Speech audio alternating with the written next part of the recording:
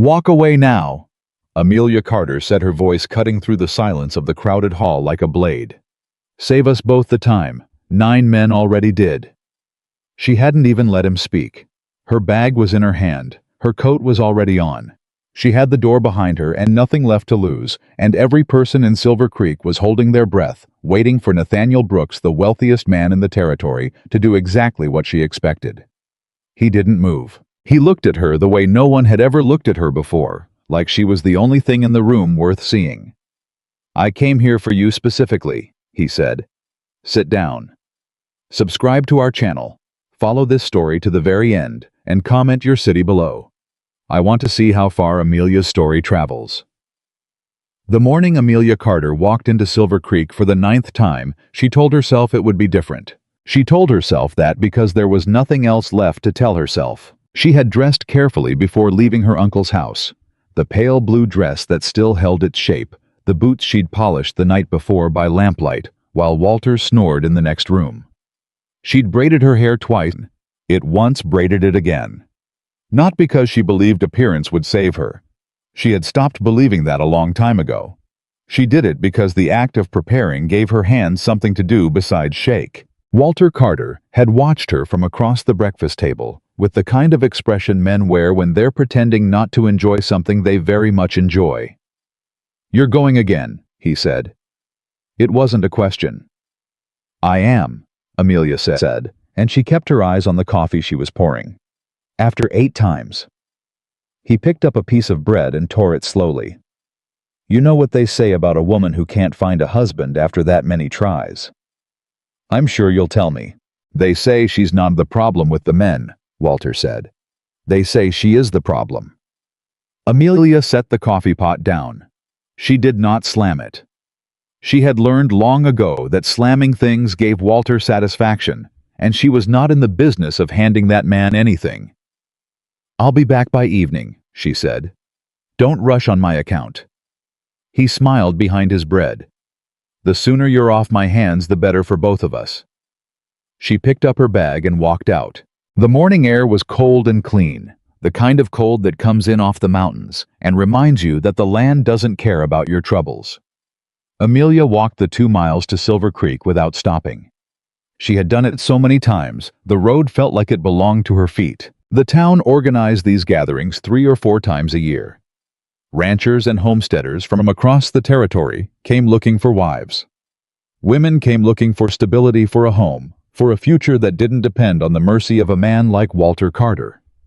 The settlement hall put out the word.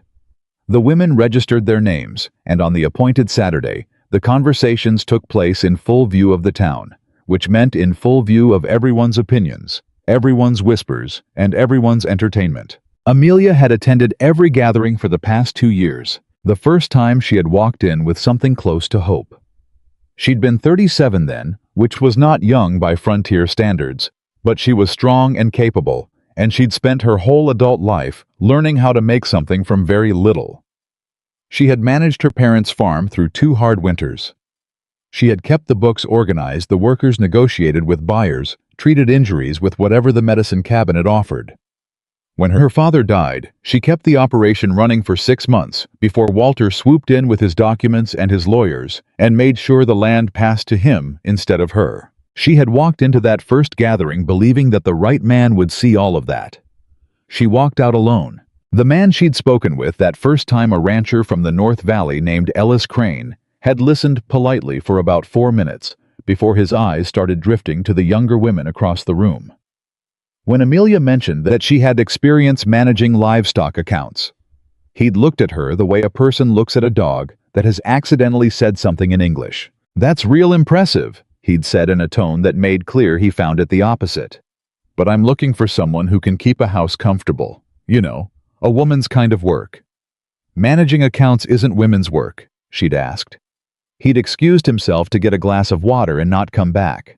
The second time was a man named Tom Briggs, who opened with the question of her age and spent the rest of the conversation nodding slowly and looking regretful. The third was a widower who told her she reminded him of his schoolteacher, which he said with such obvious horror that Amelia almost laughed. The fourth asked whether she was good at obedience. The fifth said he needed someone soft-tempered. The sixth said he'd been hoping for someone younger. The seventh barely spoke to her at all. He took one long look and moved on, as if she were livestock at auction that hadn't made weight. The eighth told her she was too sure of herself, that a man needed to feel needed, and that women who already knew what they were doing made a man feel useless. Then perhaps. Amelia had said, the problem is a man who'd rather feel needed than be with someone competent. He had not appreciated that. 8 times. 8 conversations. 8 men who looked at her and saw only the inventory of everything. She wasn't young enough, soft enough, quiet enough, desperate enough. And now she was walking toward the 9th. She told herself it would be different. She didn't believe it. But she told herself anyway, because sometimes the telling is the only thing that gets your feet moving down the road. Silver Creek was already buzzing when she arrived. The gathering had drawn a larger crowd than usual. Word had spread that there were several prosperous men making the trip this year. Ranchers with real operations, not just a few acres and a dream. Women stood in clusters near the settlement hall, dressed in their best, some of them so young, they made Amelia feel like she was attending the wrong kind of event entirely. She registered her name at the table by the door. Margaret Henley, who organized these gatherings, and who had a face that never quite managed to hide what she was thinking, gave Amelia the same look she'd given her every previous time. A look that mixed pity with a kind of helpless respect. "Back again, Amelia," Margaret said. "Back again," Amelia agreed. "There are some good prospects this year," Margaret said, her voice dropping into the careful register of someone trying to encourage without promising. "A man from up near Helena, another from the Bitterroot Valley, solid men." "Thank you, Margaret." "You look well?" A pause. "The blue is a good color on you." Amelia thanked her and moved inside. She found her place in the room. The conversations were organized, loosely. Women waited, men circulated, introductions happened. Judgment was rendered. It was civilized only in the thinnest sense of the word. Amelia had watched younger women get surrounded within minutes, had watched the attention in the room move like water toward whoever was prettiest and newest. She had learned where the current wouldn't carry her. The first man to approach her was named Garrett Wells. He was somewhere around 50, well-dressed, a cattle operation near the Missouri River. He shook her hand with the firm grip of someone who believed a handshake communicated character. "Amelia Carter," he said, reading from the small card she carried. "Age 29, no family property." "Correct on all 3, she said. "What have you been doing with yourself?" she told him. "The farm, the management, the accounts, the years of building something under difficult circumstances." She kept her voice even. She didn't oversell, and she didn't undersell. She told him what was true. He listened. He nodded at appropriate intervals. And then he said, "You know, my late wife never worked a day in the fields, kept the house like a cathedral. I think that's what I'm looking for. Someone who can make a home feel like a home." "A home doesn't feel like a home because it's clean," Amelia said. "It feels like a home because of the people in it." "Yes, well." He patted her hand. "Good luck to you." 9. No. That was the first one today. She stood very still for the moment after he walked away. Just breathed. The way she'd learned to breathe when things became heavy, slowly through the nose, and with a deliberate decision not to let her face change. The second man came 20 minutes later. His name was Holt, and he was younger, maybe 35, and he had the nervous energy of someone who desperately wanted to make a good impression and was not succeeding. He talked about himself for most of their conversation. When he finally asked about her, he seemed surprised by her answers, as if competence in a woman was a fact he'd been told, but didn't quite believe. "You ran the whole farm," he said, "for 6 years. By yourself. With workers, I managed, yes." He looked at her with an expression somewhere between impressed and alarmed. "My mother always said a woman who works like a man loses something, you know, something soft." Amelia looked at him for a long moment. "I'd like to know what's soft about any part of frontier life," she said. "For anyone." He laughed uncomfortably and moved on. That was 9 total. The 9th man of the season. The ninth failed conversation, and Amelia stood in the middle of that hall and felt something settle over her, like the flat gray light before a storm. Not sadness exactly, but something heavier than sadness. Something that had stopped having a name. She picked up her bag. She had left it near the door, a habit from always expecting to need to leave without ceremony. She moved toward it quietly. Margaret Henley caught her eye from across the room. Even from that distance, the expression on her face was clear. She knew. Everyone in that room knew. The way people always know when someone has failed at something they've tried very hard at. Amelia did not cry. She had not cried after any of the previous 8, and she would not cry now. Crying was for people who still expected better. She had moved past expecting.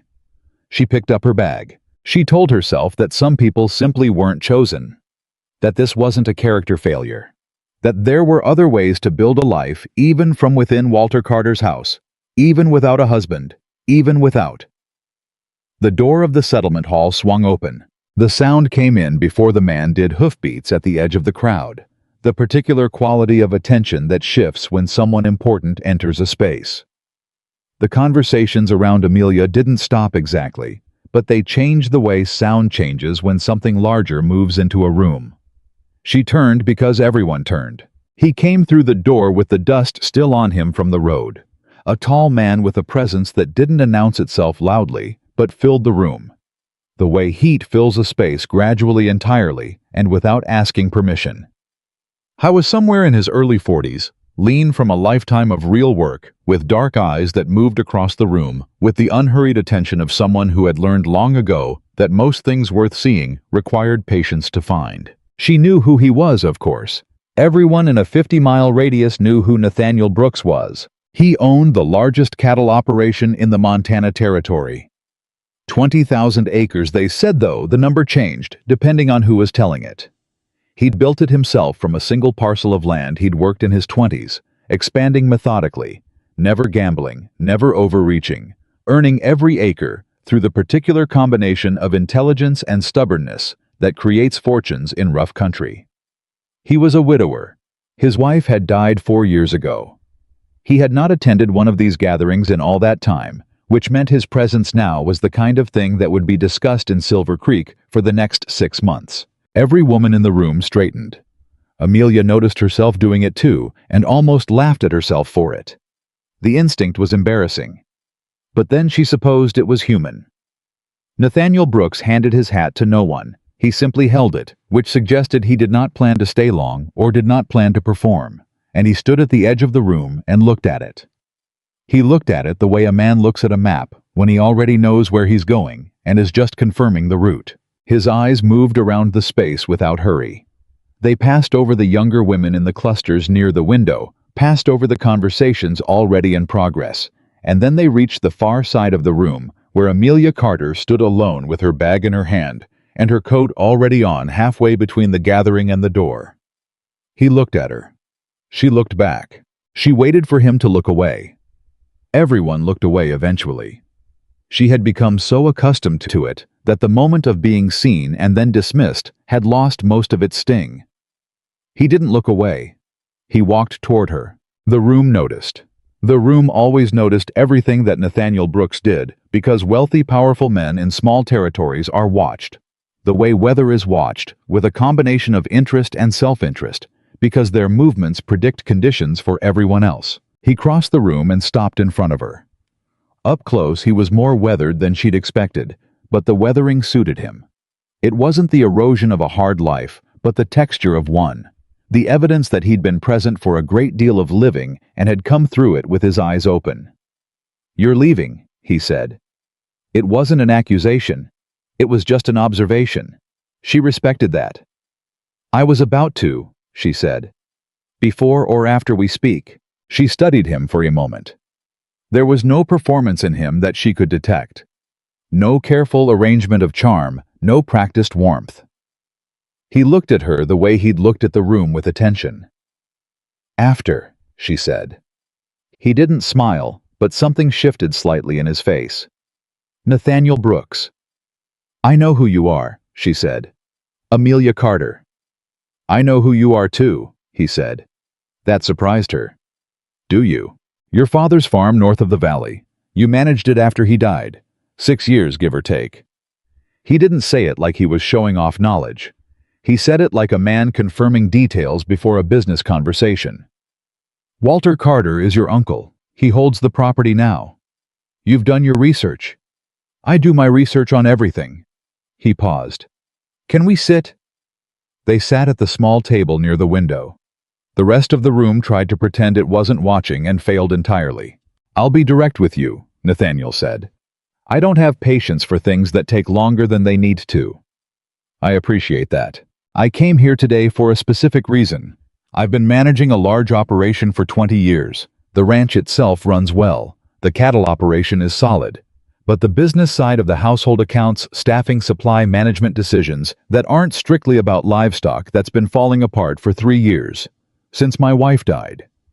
He said it without flinching, which she respected. I've had managers. They've been adequate. Adequate isn't what I need. Amelia had not expected this. She had expected anything except this. What is it you're looking for exactly? She said. A partner, he said. Not decoration. Not someone to keep the house looking a certain way. Someone who understands how an operation runs, who can make decisions in my absence, who won't be overwhelmed by difficulty. He looked at her steadily. I've heard things about you. I've just been rejected 9 times, she said. Some of those things may be accurate. He didn't look away. I heard you kept your father's farm profitable through the drought year of 1876, when 3 neighboring operations folded. I heard you negotiated a supply contract with the Helena buyers that was better than what your father had managed before. I heard that when Walter Carter pushed you out of the property, you did it with enough grace that even the lawyer who wrote the papers said afterward that you'd handled it better than most men would have. Amelia didn't speak for a moment. Who told you all that? Reuben Hatch. She blinked. Reuben Hatch worked my father's land for 12 years. He works mine now. He's been working my north pasture for the past 18 months. Nathaniel paused. He speaks very highly of you.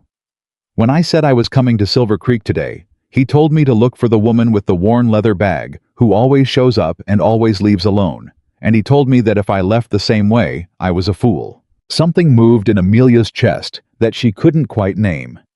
The feeling of being seen, not.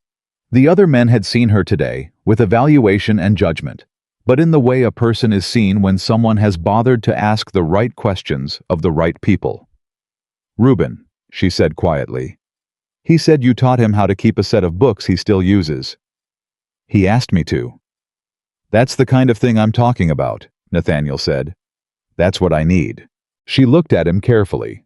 Mr. Brooks, I want to understand what you're actually proposing. I'm proposing that you come to my ranch for a trial period, 2 weeks, not as a servant, not as a prospective wife in the traditional sense of the word, as someone I'm considering seriously as a partner in building something. He paused. At the end of 2 weeks, we both decide. You decide whether it's something you want. I decide whether it's something I need. If we're in agreement, we discuss terms. If we're not, you leave with a fair payment for your time and a reference that will open doors for you anywhere in the territory. It was the most practical proposal anyone had ever made her, and for a moment she couldn't decide whether to find it romantic or simply strange. You're very direct, she said. I told you that. Most men want a wife, she said. They don't want a partner. Most men, he said, are welcome to want whatever they like. I'm not most men. She believed him. She wasn't sure why she'd been misled before by Walter, by the farm buyers, by a dozen smaller disappointments. But there was something in the way Nathaniel Brooks spoke that had the weight of things long considered. He wasn't performing this. He'd thought about it before he came here. Why did you wait so long, she asked, to come to one of these? I was quiet for a moment. Because the last time I chose someone based on what I thought a wife should look like, it was a disaster. For both of us. He met her eyes. My wife was not a bad person. She was unsuited to the life. She wanted the wealth without the work that creates it. She wanted a comfortable house, and I had a ranch that demanded everything.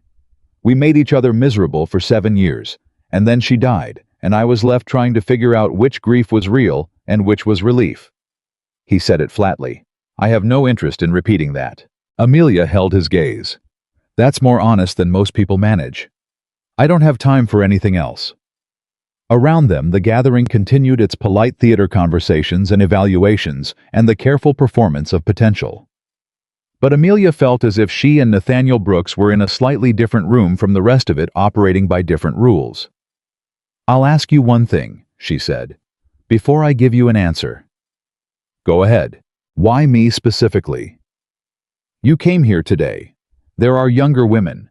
There are women with family connections, with dowries, with the kind of history that would look better beside your name in a county record." She looked at him. "Why am I the one you sat down with?" He didn't answer immediately. He seemed to be choosing his words the way a careful man chooses a path across unfamiliar ground, testing each one before committing weight to it. "Because," he said finally, "Reuben described a woman who ran a complex operation competently under adverse conditions, was cheated out of it, and instead of becoming bitter or breaking, kept showing up. Year after year. To a gathering that clearly wasn't treating her fairly. He said she dressed as well as she could afford, held her head steady, and walked out after every failure without asking anyone to feel sorry for her." He paused. "That's not a woman who needs rescuing. That's a woman who is waiting for someone to recognize what's in front of them." Amelia was quiet for a long moment. She had not planned to be moved today. She had come here armored against it. But something in those words found the seam in the armor and moved through it before she could close it off. She did not cry, but it was a near thing. 2 weeks, she said. 2 weeks. And my decision at the end is final. So is mine, he said. Then I accept. The conversation had taken less than 40 minutes. By the time Amelia and Nathaniel Brooks stood from the table, the room had shifted completely. The conversations around them had thinned to almost nothing. People stood in visible clusters, doing the thing that people do when they're pretending not to stare. Clara Birch, who was 22 and had attended her first gathering today with such confidence that Amelia had genuinely admired it, stood near the door with an expression that had moved somewhere past surprise and into something more complicated. Clara's mother stood beside her with pinched lips and wider eyes. Margaret Henley had stopped pretending to look at her papers. Nathaniel put his hat back on. He turned to Amelia with the same unhurried directness he'd shown throughout. "I'll send a wagon tomorrow morning," he said, "if that suits." "It suits," she said. He nodded once. He walked out. The room erupted about 3 seconds after the door closed. Amelia heard it building behind her, the quick release of held breath, the sudden rush of voices. She did not hurry to leave. She picked up her bag, straightened her coat, and walked to the door at exactly the pace she'd planned to walk when she'd been heading for it alone 20 minutes ago. Margaret caught her arm at the door. Her eyes were wide with something that might have been delight, or disbelief, or both. "Amelia," she said. "Margaret. Did he just—" Margaret lowered her voice. "Did Nathaniel Brooks just ask you to his ranch?" "He did," Amelia said. "For a trial arrangement. 2 weeks." Margaret opened her mouth closed. It opened it again. "Are you going?" "I am." "Amelia." Margaret squeezed her arm once firmly. "Be careful." It was a kind warning. Amelia received it that way. "I'm always careful," she said. "I've had practice." She walked out into the afternoon light of Silver Creek, and behind her, the hall buzzed and hummed with everything a small town feels when the expected order of things shifts without warning. She could feel the talk starting. She could feel the shape of what tomorrow's version of this story would sound like, filtered through opinion and assumption, and the particular way small communities process anything that doesn't match their expectations. She did not feel triumph exactly. She felt something more cautious than that. She felt the particular state of a person who has learned that hope is a door that has closed on their fingers before, and who is therefore very careful now about how quickly they move toward it. But she was going. She was going to Nathaniel Brooks's ranch, and she was going on her own terms, and whatever came next, it would be something she had walked into with her eyes open. Walter was in the sitting room when she got home. He looked up with the studied indifference of a man who had been watching the clock.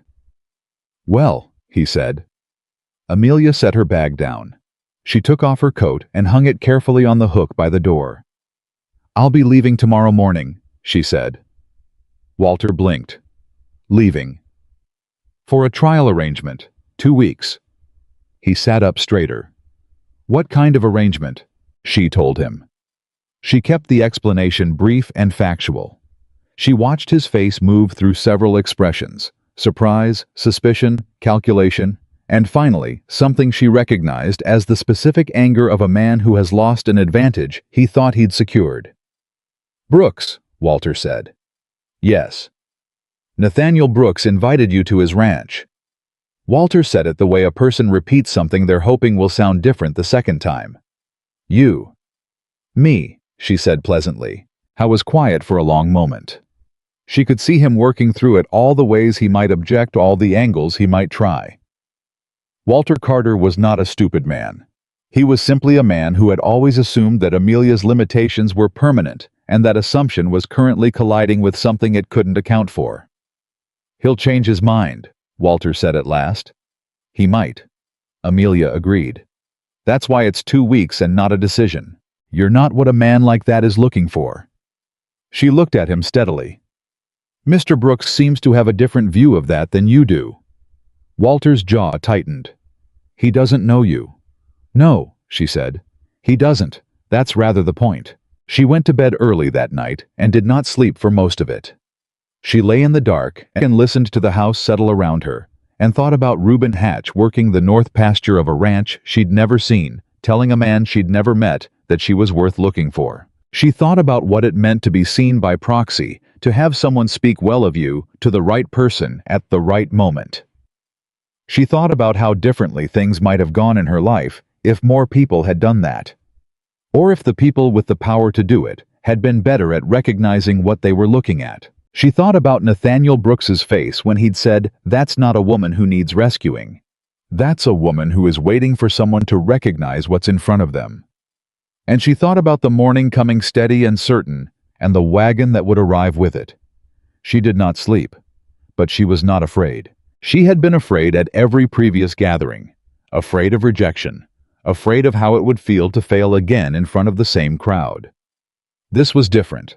She was going somewhere new to do something specific on terms she had agreed to with her own voice and her own mind. If it didn't work, she would leave. She had said so, and she meant it. But it might work. It might. She pressed that thought down carefully, the way you press a seedling into difficult soil. Not too hard, not too soft, just enough pressure to hold it in place and give it a chance to take root. The morning came. The wagon came with it. Amelia Carter stood on the porch of Walter Carter's house with her worn leather bag and her good blue dress and the quiet armor of a woman who has learned that survival is not the same as living, and that the difference between them is sometimes just one decision made by someone who bothered to look. She climbed up.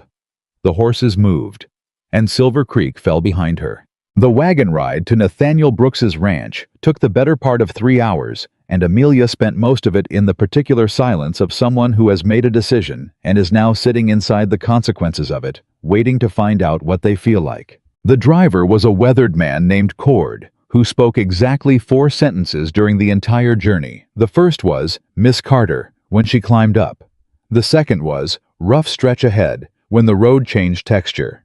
The third was, "Almost there," when the mountains came closer. The fourth was, "Ma'am," when he helped her down at the gate. She liked him immediately. The ranch was larger than she'd imagined, which was saying something because she'd imagined it large. Not the land she'd heard the numbers, but the weight of it. The sense that everything here had been built deliberately and maintained carefully. She could feel the organization of it before she'd taken 10 steps inside the gate. The fences ran straight. The outbuildings were positioned with purpose. The workers she could see moved with the efficiency of people who understood what they were doing and why. This was not a place that had grown by accident. A woman came out to meet her before she'd made it to the main house. She was somewhere around 60, broad-shouldered, with the kind of face that has made up its mind about most things and isn't particularly interested in revisiting those conclusions.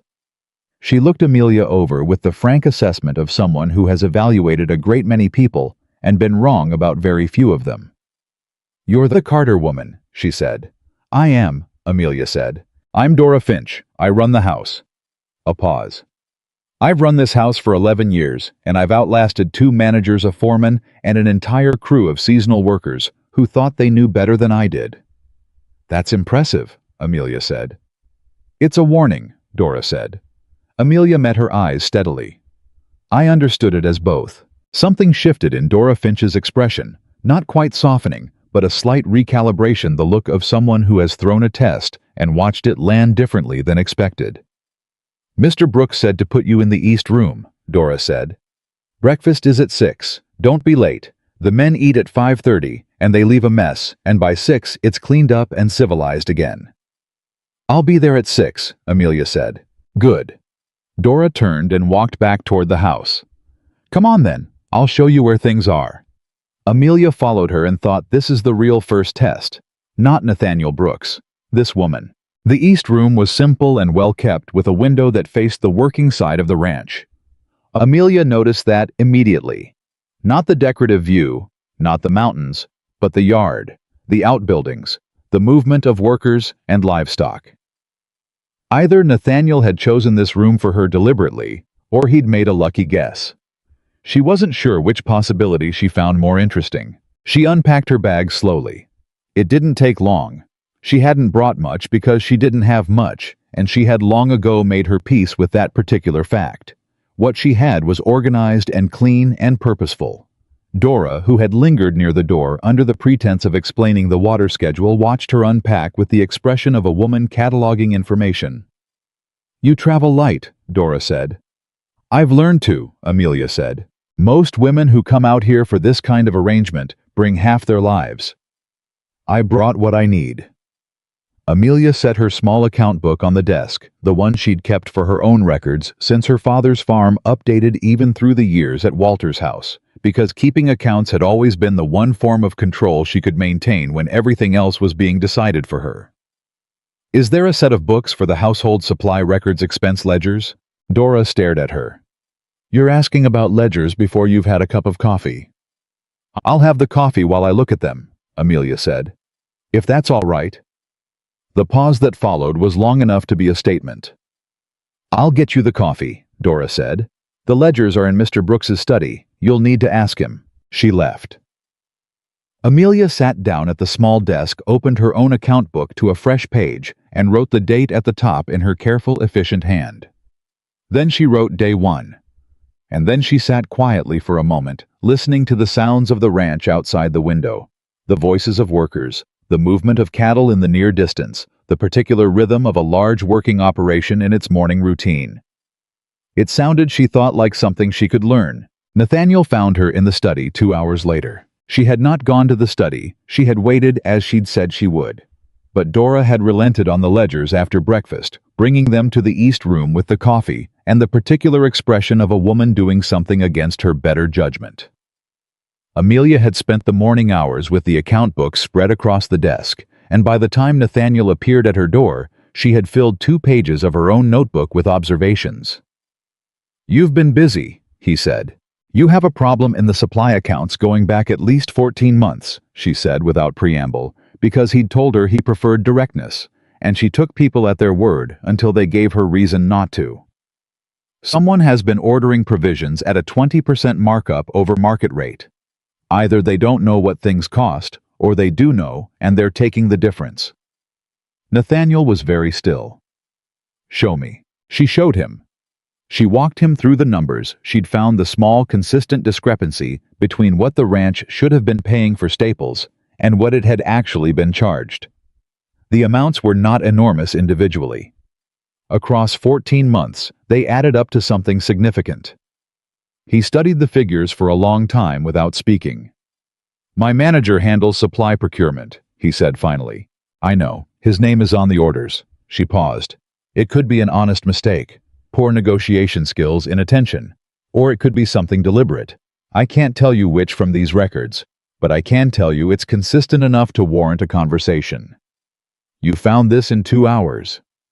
It's not hard to find once you know what to look for, she said. The difficulty is knowing what to look for. He looked at her across the desk, and the expression on his face was not exactly what she'd expected. She'd expected assessment. She'd gotten used to being assessed, evaluated, measured against some standard she couldn't quite see. What she saw instead was something that looked more like recognition. The expression of a man who has been looking for something for a long time and has just found it in the last place he thought to look. "You've done this before," he said. "I did it for my father's operation for 10 years, she said. And then for the last 2 years before Walter got the property. The buyers tried to underprice us consistently. I found it the same way." "And your father didn't know." "My father was good with cattle and not good with numbers," she said. "He knew it. He was grateful for the help. He just never—" She paused. "He never told anyone outside the family that it was me doing the accounts. It was easier for everyone if they thought it was him." Nathaniel said nothing for a moment. That must have been frustrating. It was such a simple observation, such a direct one, and she had not been prepared for it. "Yes," she said, because it was true, and he'd asked, and lying to him seemed like a waste of both their time. It was. He nodded slowly. Then he said, "Your name goes on the work here. Whatever you do, whatever you find, whatever decisions you make, they'll be yours. I won't take credit for your work." She looked at him carefully. "That's an unusual promise." "I'm an unusual man," he said, and he said it without the slightest trace of pride, just as flat fact, which somehow made it more believable than if he'd dressed it up. "I'll need to speak with your supply manager," she said. "His name is Dale Pruitt. He's been with the ranch for 2 years. Do you trust him?" Another pause. "I trusted him enough not to look closely. That's different." "Yes," she said. "It is." She met Dale Pruitt that afternoon in the yard outside the main barn. He was a compact man of about 45, with the careful politeness of someone who has learned to read situations quickly and adjust his presentation accordingly. When Dora introduced them, his eyes moved over Amelia with a speed and thoroughness that she recognized the rapid calculation of threat assessment. "Miss Carter," he said pleasantly, "Dora tells me you've been looking at the supply records." "I have," she said. "Finding your way around," he said. "Getting oriented." "Something like that," she said. She smiled at him. He smiled back. It was, she thought, one of the least friendly exchanges of pleasantries she'd ever participated in. That evening at dinner, a meal at the long table in the main house where Nathaniel ate with his senior staff, a practice she found telling about the kind of operation he ran. She sat across from Dale Pruitt and watched him navigate the table with the ease of a man who has made himself comfortable in a place and intends to stay comfortable. He was charming. He was attentive. He passed the bread before anyone asked for it, and laughed at the right moments, and included her in conversations with the practiced generosity of a man who is very good at appearing to have nothing to hide. She watched his hands when he thought she wasn't watching. He moved them the way people move their hands when they're keeping something still inside themselves. A slight excess of deliberateness. The kind of careful control that becomes visible precisely because it's trying not to be. She didn't say anything. Not yet. She needed more than a discrepancy in a ledger. She needed a pattern that couldn't be explained away. After dinner, Nathaniel walked her to the door of the east wing. They stood for a moment in the quiet that falls over a working ranch. At the end of a long day, a particular kind of quiet that isn't empty, but full of the sounds of an operation settling into its night rhythms. "What did you think of Pruitt?" he asked. "He's very charming," she said. "That's not what I asked." She looked at him. "I think he knows exactly what I found this morning, and he spent the entire dinner calculating how much of a problem I'm going to be." Nathaniel was quiet. "That's a serious accusation." "It's an observation," she said. "The accusation would require more evidence. I intend to get it." He studied her face for a long moment. "You're not afraid of him?" "I'm appropriately cautious," she said. "There's a difference. Most people in your position would want to be careful about making enemies this quickly." "I'm not making an enemy," she said. "I'm doing the job I came here to do." If that makes someone uncomfortable, that's information in itself. He nodded slowly. All right, he said. And then, Amelia. It was the first time he'd used her given name. She noticed it. Yes. Be careful anyway, he said. Not because you can't handle it, because I'd rather you have the choice. She thought about that for a moment. That's a considerate thing to say. I'm occasionally considerate, he said. Don't spread it around. She almost smiled. Almost. Good night, Mr. Brooks. Nathaniel, he said. She considered it.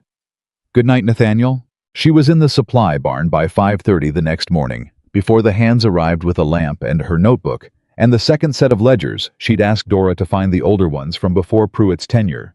She needed the baseline.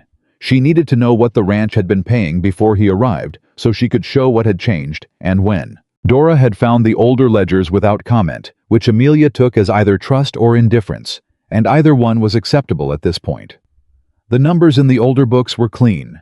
Not perfectly managed but honest, the kind of accounts kept by someone who cared about accuracy more than presentation. The margins were tight in some years and comfortable in others, and the supply costs tracked sensibly with the market conditions she could infer from the dates. The change came in clearly. Month 3 of Pruitt's management. A small step up in supply costs, barely noticeable.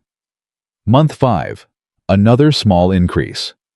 By month 8, the pattern was established, consistent, modest and precisely calibrated to stay below the level that would trigger a second look from anyone who wasn't specifically looking. It was, she thought, quite skillfully done. She was copying figures into her notebook when she heard the barn door open behind her. She did not turn immediately. She finished the number she was writing, capped her pen, and then turned around. Dale Pruitt stood in the doorway. I was dressed for the day's work, hat in hand, with an expression of mild surprise that was clearly not surprise at all. Early start, he said. I like mornings, she said. He looked at the ledgers on the workbench. Then he looked at her notebook. Then he looked at her face. Finding everything you need. I'm getting there, she said. He came a few steps closer. Not threatening, he was too careful for that. Just closer. Into the space where conversation becomes something else, where the words stay polite, but the distance says something different. Miss Carter, he said, I want to be straightforward with you. I'd appreciate that, she said. You've come here in the particular capacity, a personal arrangement with Mr. Brooks. That's your business and I respect it. He paused. But the management of this operation, the supply chain, the procurement, the business relationships I've built over 2 years, those are my responsibility, and I'm good at my job. I'm sure you are, she said. I just want to make sure we understand each other, he said. The accounts can look confusing if you don't know the full context. There are relationships with suppliers' arrangements that aren't always reflected exactly as they appear on paper. Flexibility in how certain costs are recorded. Things that a person coming in fresh might misread. She held his gaze. Are you offering to explain the full context to me? A beat. If you'd like. I would like that very much, she said. Perhaps this afternoon we can go through the ledgers together. You can show me which entries need additional context and explain exactly what the context is. He smiled. It was a careful smile. Of course. I'll ask Nathaniel to join us, she said pleasantly. So he has the benefit of the full picture as well. The smile didn't disappear, but it changed.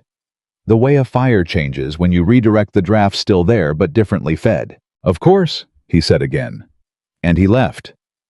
Amelia turned back to her ledgers. Her hands were steady. She had learned a long time ago to keep them steady when they wanted to shake, not from fear exactly, but from the particular physical response of adrenaline in a confrontation. The body's confused attempt to prepare for something the mind has already decided it can handle. She went back to her numbers. By the time she brought her findings to Nathaniel that same afternoon, a full accounting of the discrepancies across 14 months, organized clearly with the comparison to the prior period as context, she had a complete picture. Not of criminality necessarily. She was careful about that. But of a pattern that required a direct explanation and of a man who had been counting on no one looking closely enough to require one. Nathaniel sat across from her at the desk in his study and went through the figures without speaking. He was the kind of man who could be very still when he was thinking, and he was very still now. She watched him work through it, watched his face move through the numbers, and arrive at the same conclusions she had in his own order and at his own pace. When he finished, he set the papers down. "I'll talk to him," he said. "I think that's wise," she said. "How did you know to look at the supply records first?" She considered the question. "Because supply is where the slack is," she said. "Cattle operations, land operations, those are visible. Quantities are measurable, but supplies are just costs on a page. They depend on relationships with vendors, on knowing what fair rates are, on someone paying attention. It's where money goes if someone wants it to go somewhere quietly." He nodded. "Your father's operation." "The buyers used to do something similar," she said. "Undervalue the product consistently just enough that each individual transaction looked reasonable, but the pattern cost us over time. I didn't catch it immediately. I caught it when I started looking at the cumulative picture instead of each number in isolation." "Who taught you to look at it that way?" "Nobody," she said. "I figured it out because I was angry enough about losing money to pay attention." Something in his face shifted. Not amusement exactly, but warmth. The kind of warmth that comes from recognizing something genuine. "I owe you a debt already," he said. "And you've been here less than 2 days." "Don't count debts yet," she said. "I might find out the rest of the books are perfect, and the supply discrepancy is an honest mistake." "Do you think that's what it is?" She was quiet for a moment. "No," she said. "But I think it's important to be honest about what I know versus what I suspect." He leaned back and looked at her with the full weight of his attention, the kind of attention that would have made a lot of people uncomfortable. Amelia found it bracing rather than unpleasant. She had spent too many years being looked past to mind being looked at. "I want to ask you something," he said. "Go ahead." "The 9 men at the gathering," he said. "Not because I need to know the details, but when they rejected you, what did you do afterward?" She thought about it. "I went home. I made dinner. I updated my accounts. I went to bed. And then the next gathering came and I went." "Why?" He wasn't asking it cruelly. He was asking it the way he'd asked everything, directly, because he wanted to understand. "Because stopping would have meant deciding they were right," she said. "And I didn't believe they were right. I believed they were limited." She paused. "There's a difference between being wrong about yourself and being judged by people who don't have enough information. I knew which one was happening." He was quiet for a long time. "My first wife told me I was cold," he said. "She said I thought about things too much and felt them too little." He looked at the window. "I've wondered about that for 4 years, whether she was right." "What do you think?" Amelia asked. "I think," he said slowly, "that she confused careful with cold. I think people who move slowly through decisions get mistaken for people who don't feel them." He looked back at her. "But I'm not entirely sure she was wrong either." "That's a very honest thing to admit," she said. "I'm working on it," he said. Dora knocked on the study door an hour later and found them still at the desk. The ledgers spread between them. Amelia explaining a second area of concern she'd found in the kitchen provisioning accounts. Dora stood in the doorway for a long moment with an expression that cycled through several things before settling on something Amelia couldn't quite read. "Dinner's ready," Dora said. "Thank you, Dora," Nathaniel said without looking up. Dora looked at Amelia. Amelia looked back. Something passed between them. Nothing she could have named, but something real. Dora left. At dinner that evening, Dale Pruitt was quieter than he'd been the night before. He ate carefully, spoke when spoken to, and left early with a reason that was polite and slightly thin. Several of the other senior staff watched him leave with the particular attention of people who have worked somewhere long enough to read the weather from small signs. After dinner, Amelia walked to the window at the end of the corridor and stood in the quiet for a moment, looking out at the dark shapes of the ranch at night. The outlines of what had been built here, the evidence of 20 years of someone's sustained effort. She thought about what it meant to build something, the patience it required. The belief sustained over time that what you were building was worth the daily cost of building it. She thought about her own account books. The years she'd kept them at Walter's house recording expenses for a property that wasn't hers anymore, keeping the habit alive because the habit was the only thing that still connected her to the version of herself that had known what she was for. A step in the corridor behind her. "You're still awake," Nathaniel said. "So are you." He came to stand beside her at the window. Not close, a respectful distance, the space of two people who are still learning the geography of each other's presence. "Pruitt came to see me after dinner," he said. She turned to look at him. "What did he say?" "He said you were misreading the accounts, that the discrepancies have a legitimate explanation, that he'd be happy to walk me through it." A pause. "He said he was concerned that someone without full knowledge of the operation could create confusion in a working relationship that had been solid for 2 years. He's trying to discredit me," she said. Not with outrage, just with the flat recognition of a thing. "Yes," Nathaniel said. "What did you tell him?" He looked at her steadily. "I told him I'd look forward to his explanation, and that I'd be looking at it with you in the room." Something in her chest unclenched a small specific thing, a tension she'd been carrying without quite knowing it. The tension of waiting to find out whether she was on solid ground or had walked into something that would shift under her. "Thank you," she said. "I told you," he said. "Your name goes on your work, and your work is what I'm looking at." She nodded. They stood for a moment in the shared quiet of the window, looking out at the dark ranch and the darker mountains beyond it.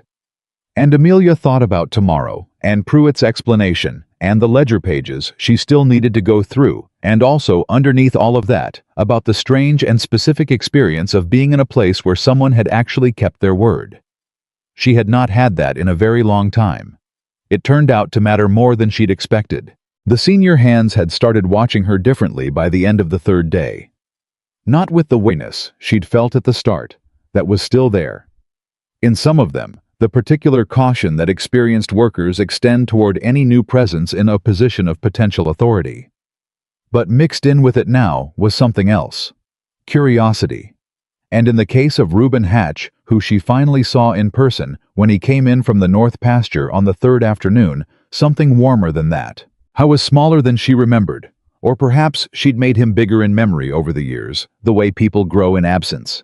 He was 60 if he was a day weathered to something close to permanence with the slow, deliberate movements of a man whose body has registered every decade of hard work and is managing accordingly.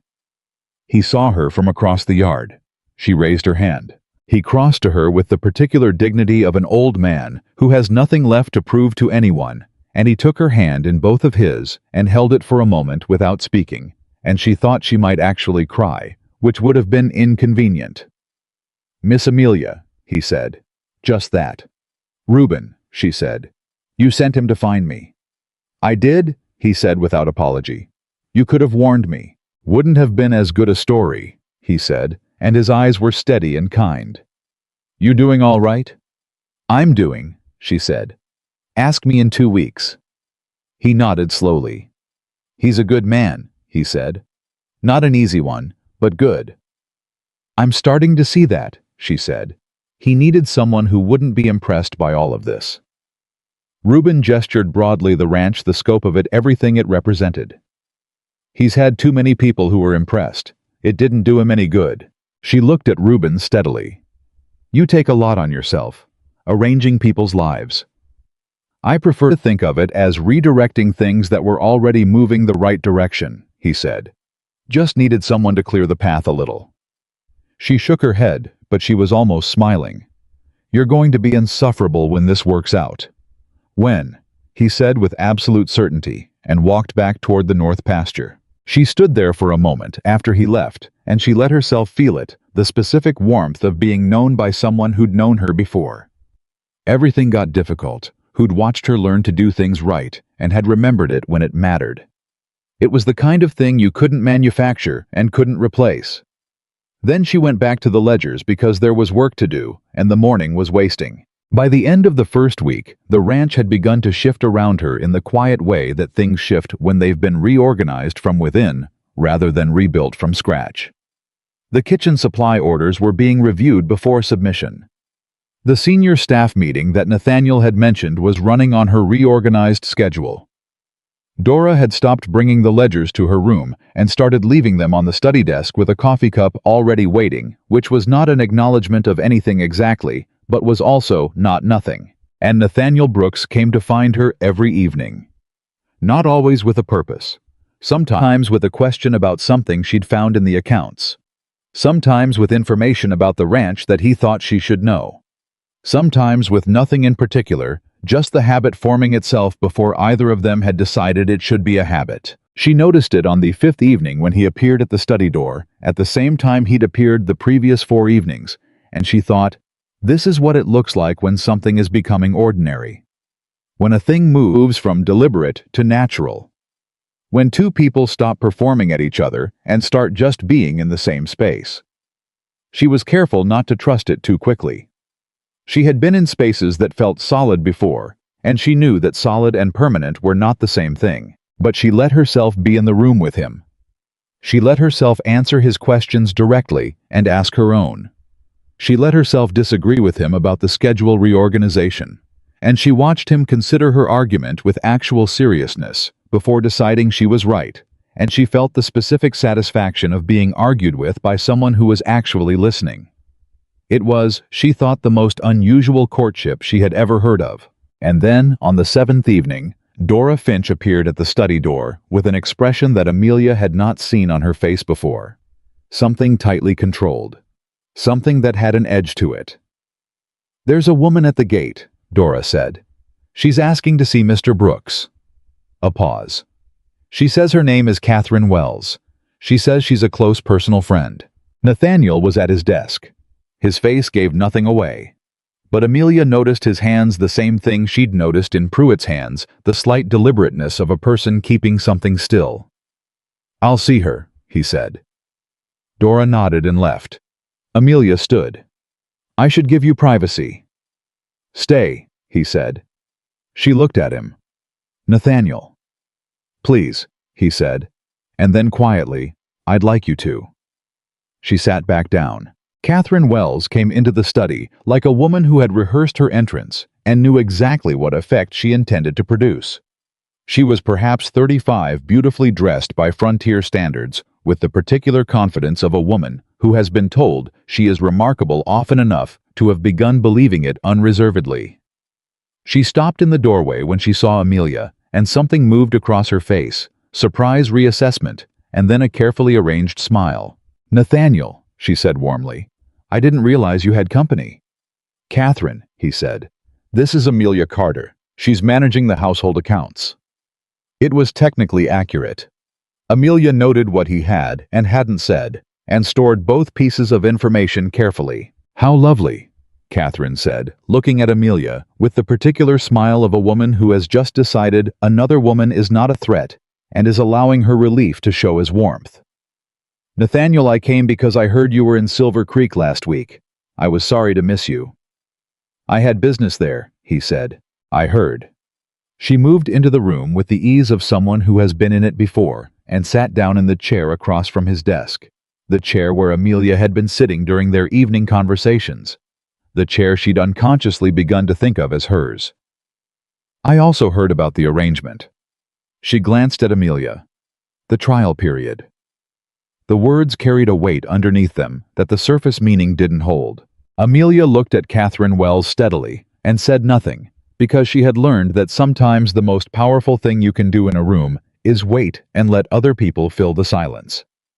"I thought," Catherine said, turning back to Nathaniel, "that we'd had a different kind of understanding." The room went very quiet.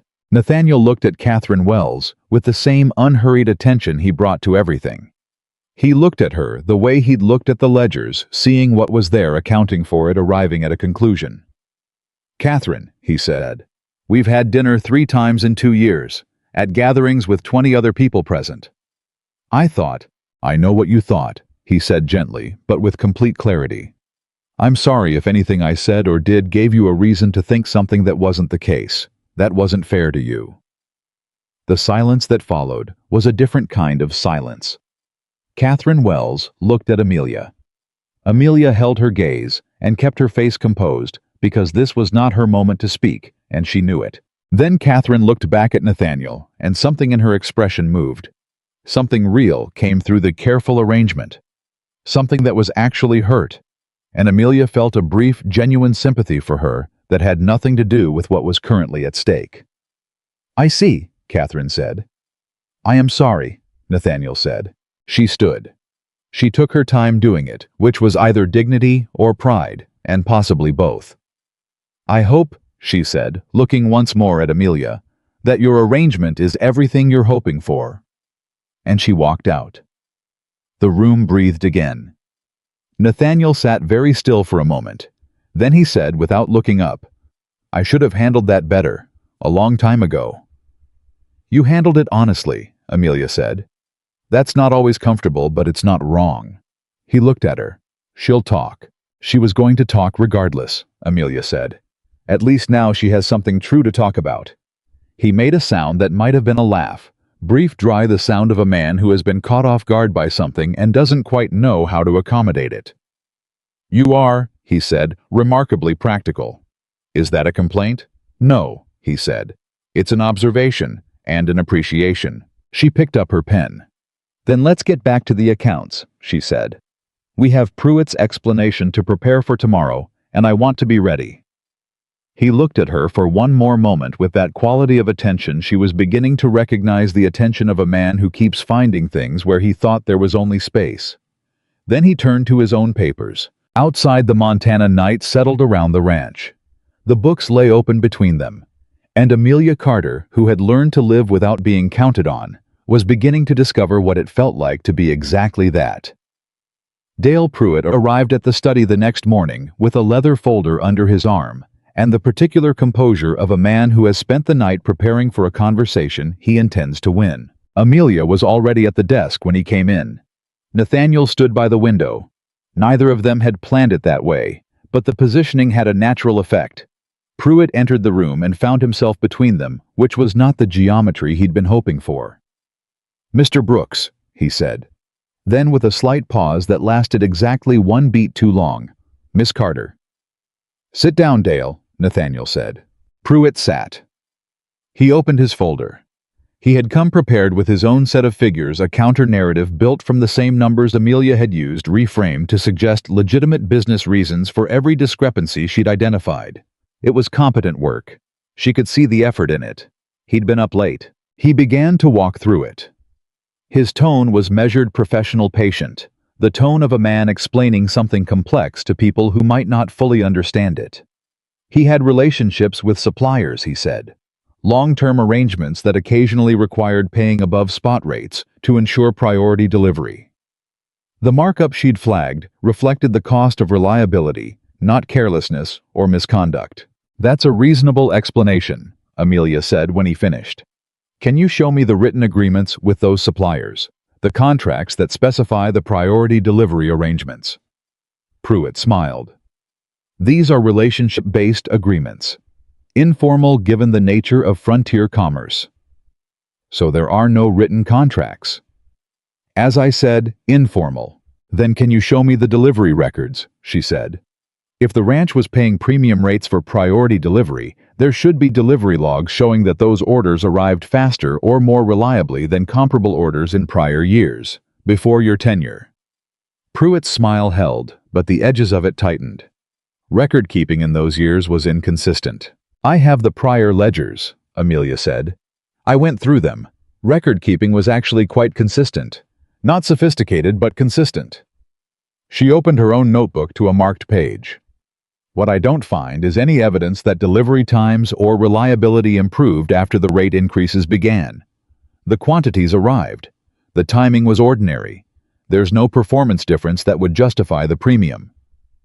The room was quiet. Nathaniel was looking at Pruitt with the flat attention of a man who has been patient for as long as patience serves a purpose. "Dale," he said.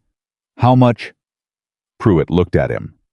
For a moment, just a moment, the prepared composure slipped, and what was underneath it was simpler and more human than the performance had been. It was a man who had gotten comfortable doing something he knew was wrong and had believed for 2 years that no one was ever going to look. "I can reimburse any amounts that appear inconsistent," Pruitt said carefully, as a gesture of good faith.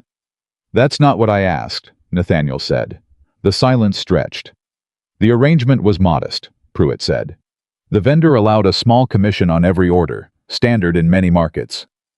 "Not disclosed to me," Nathaniel said. "No," Pruitt admitted. "Not disclosed." The words sat in the room like something dropped from a height. Nathaniel looked at Amelia. She looked back at him. She did not say anything because she had given him what he needed to make this decision, and the decision was his to make.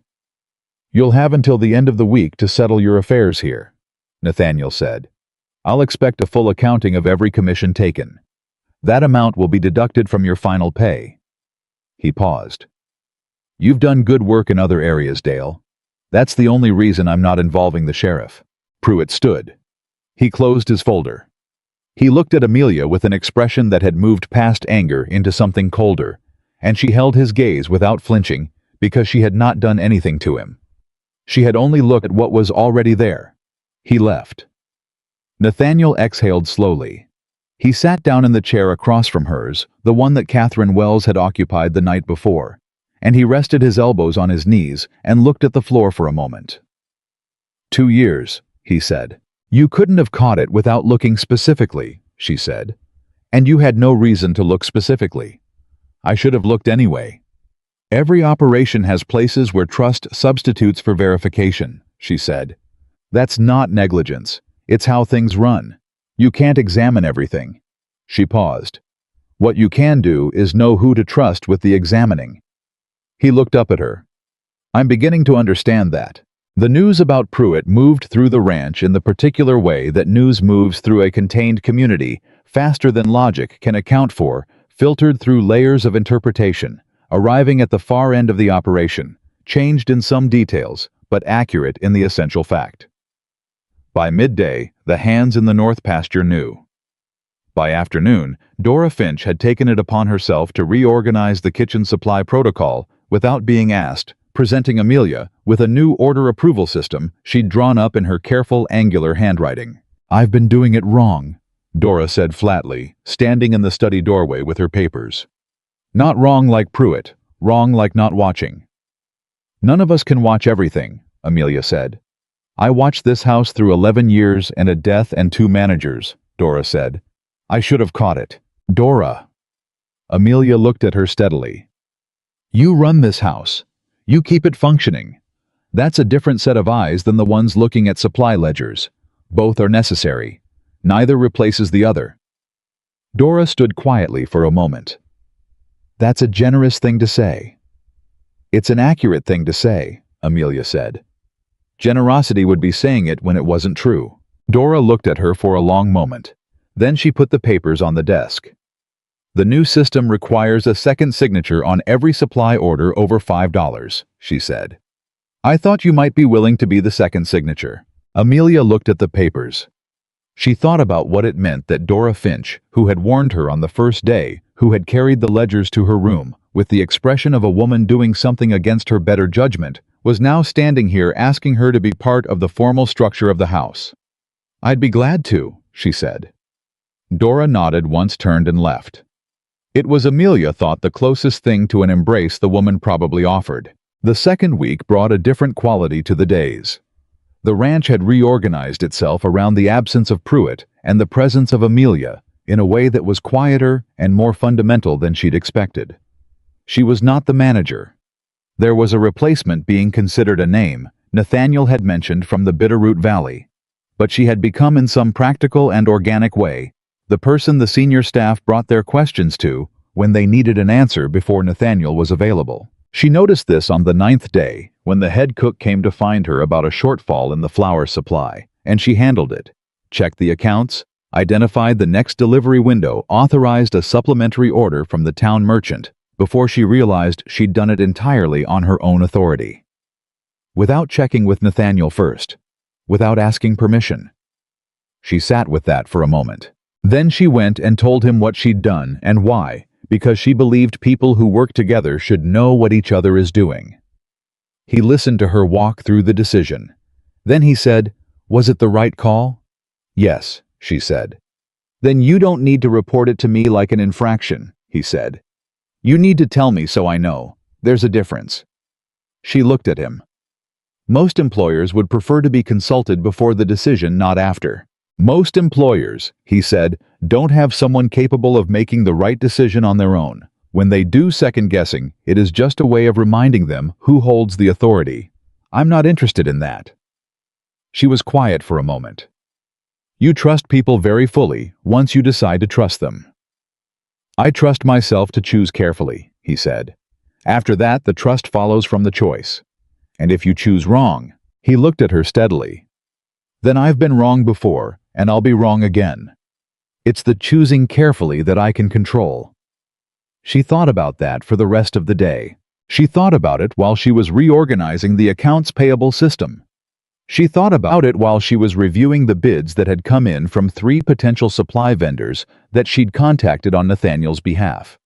She thought about it at dinner, where the conversation ran easily now between her and the senior staff, no longer careful, no longer weighted with the assessment of a newcomer, and where Reuben Hatch caught her eye from the end of the table and said nothing, but his expression said everything. She was thinking about it that evening when the letter arrived from Walter. Dora brought it to the study where Amelia was finishing the day's accounts. The envelope was Walter's. She recognized his handwriting on the outside, the particular combination of authority and messiness that characterized everything he did. She opened it. She read it twice. Then she set it down and looked at the wall for a moment. Walter had written to inform her that in her absence, he had been approached by a buyer for the family property, the land that had been her parents', the land she had managed for 6 years and lost to his maneuvering.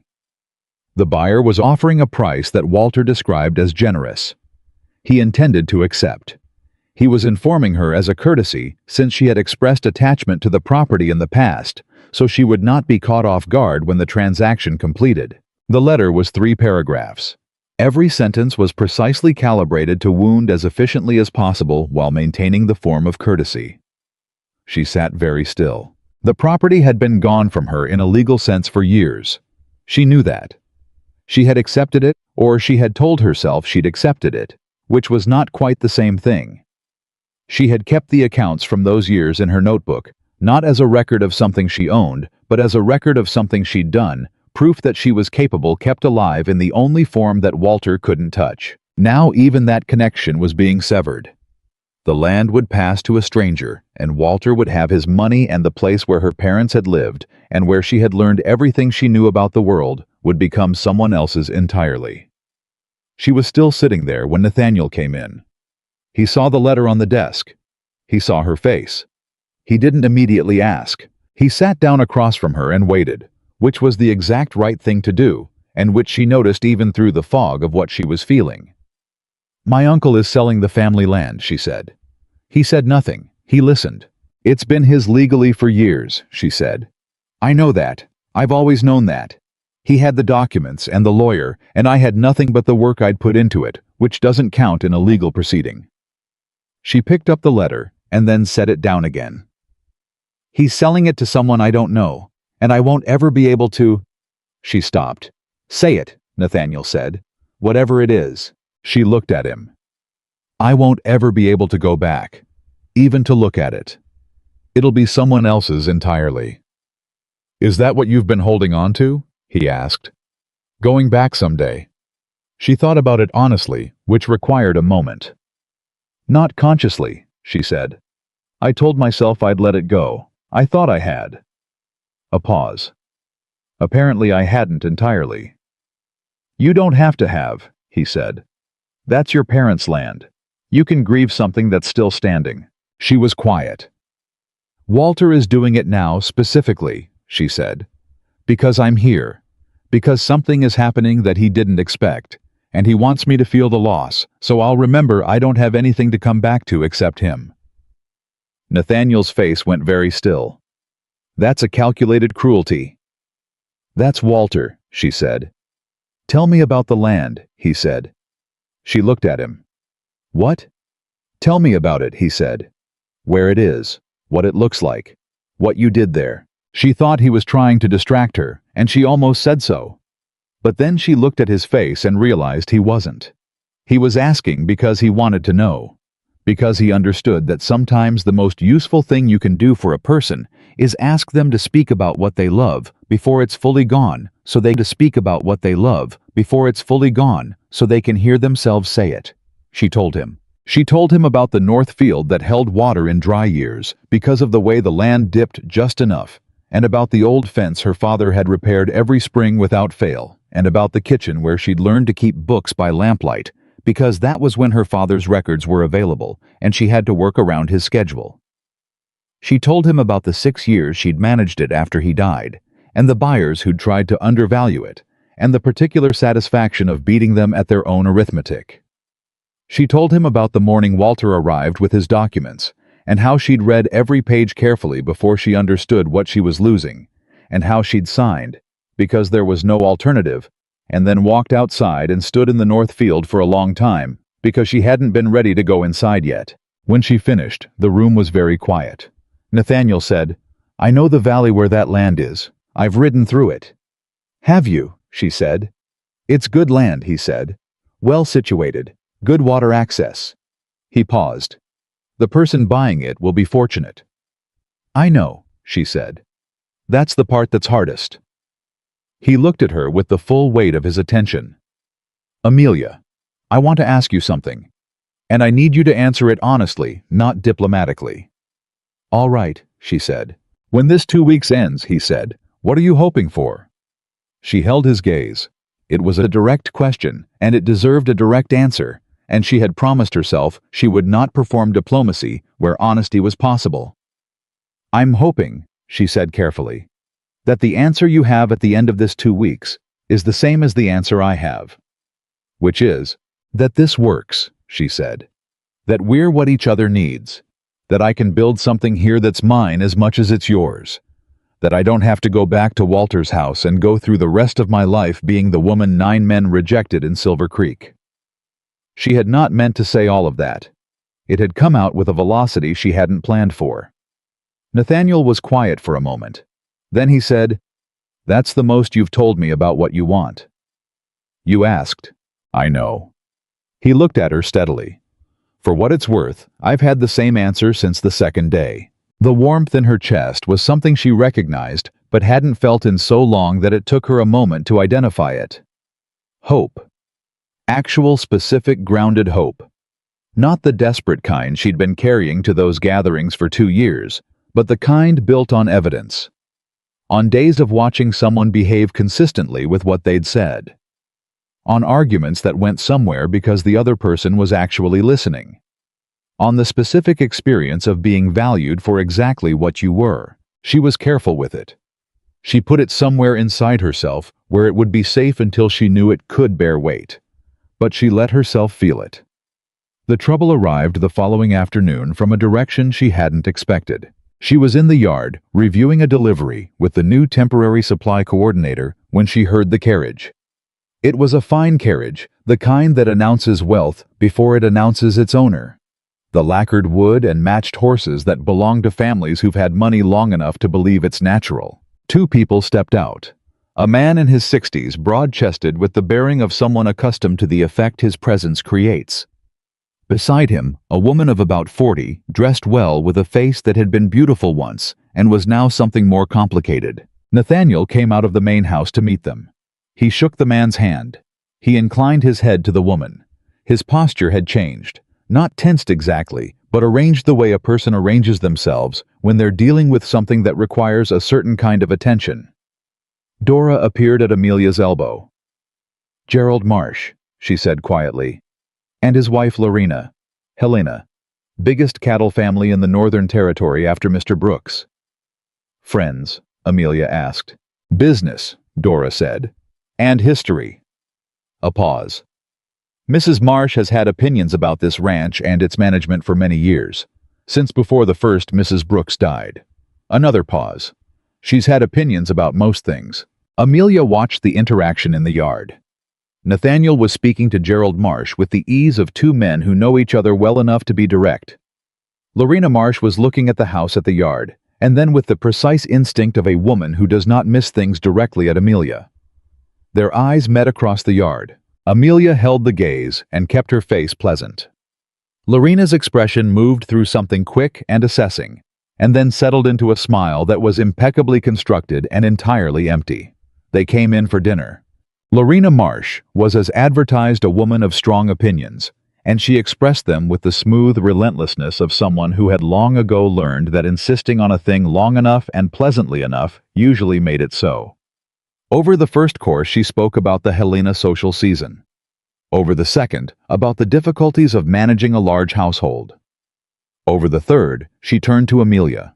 "Now you must tell me about yourself," Lorena said with the warmth of a person who has decided to be generous.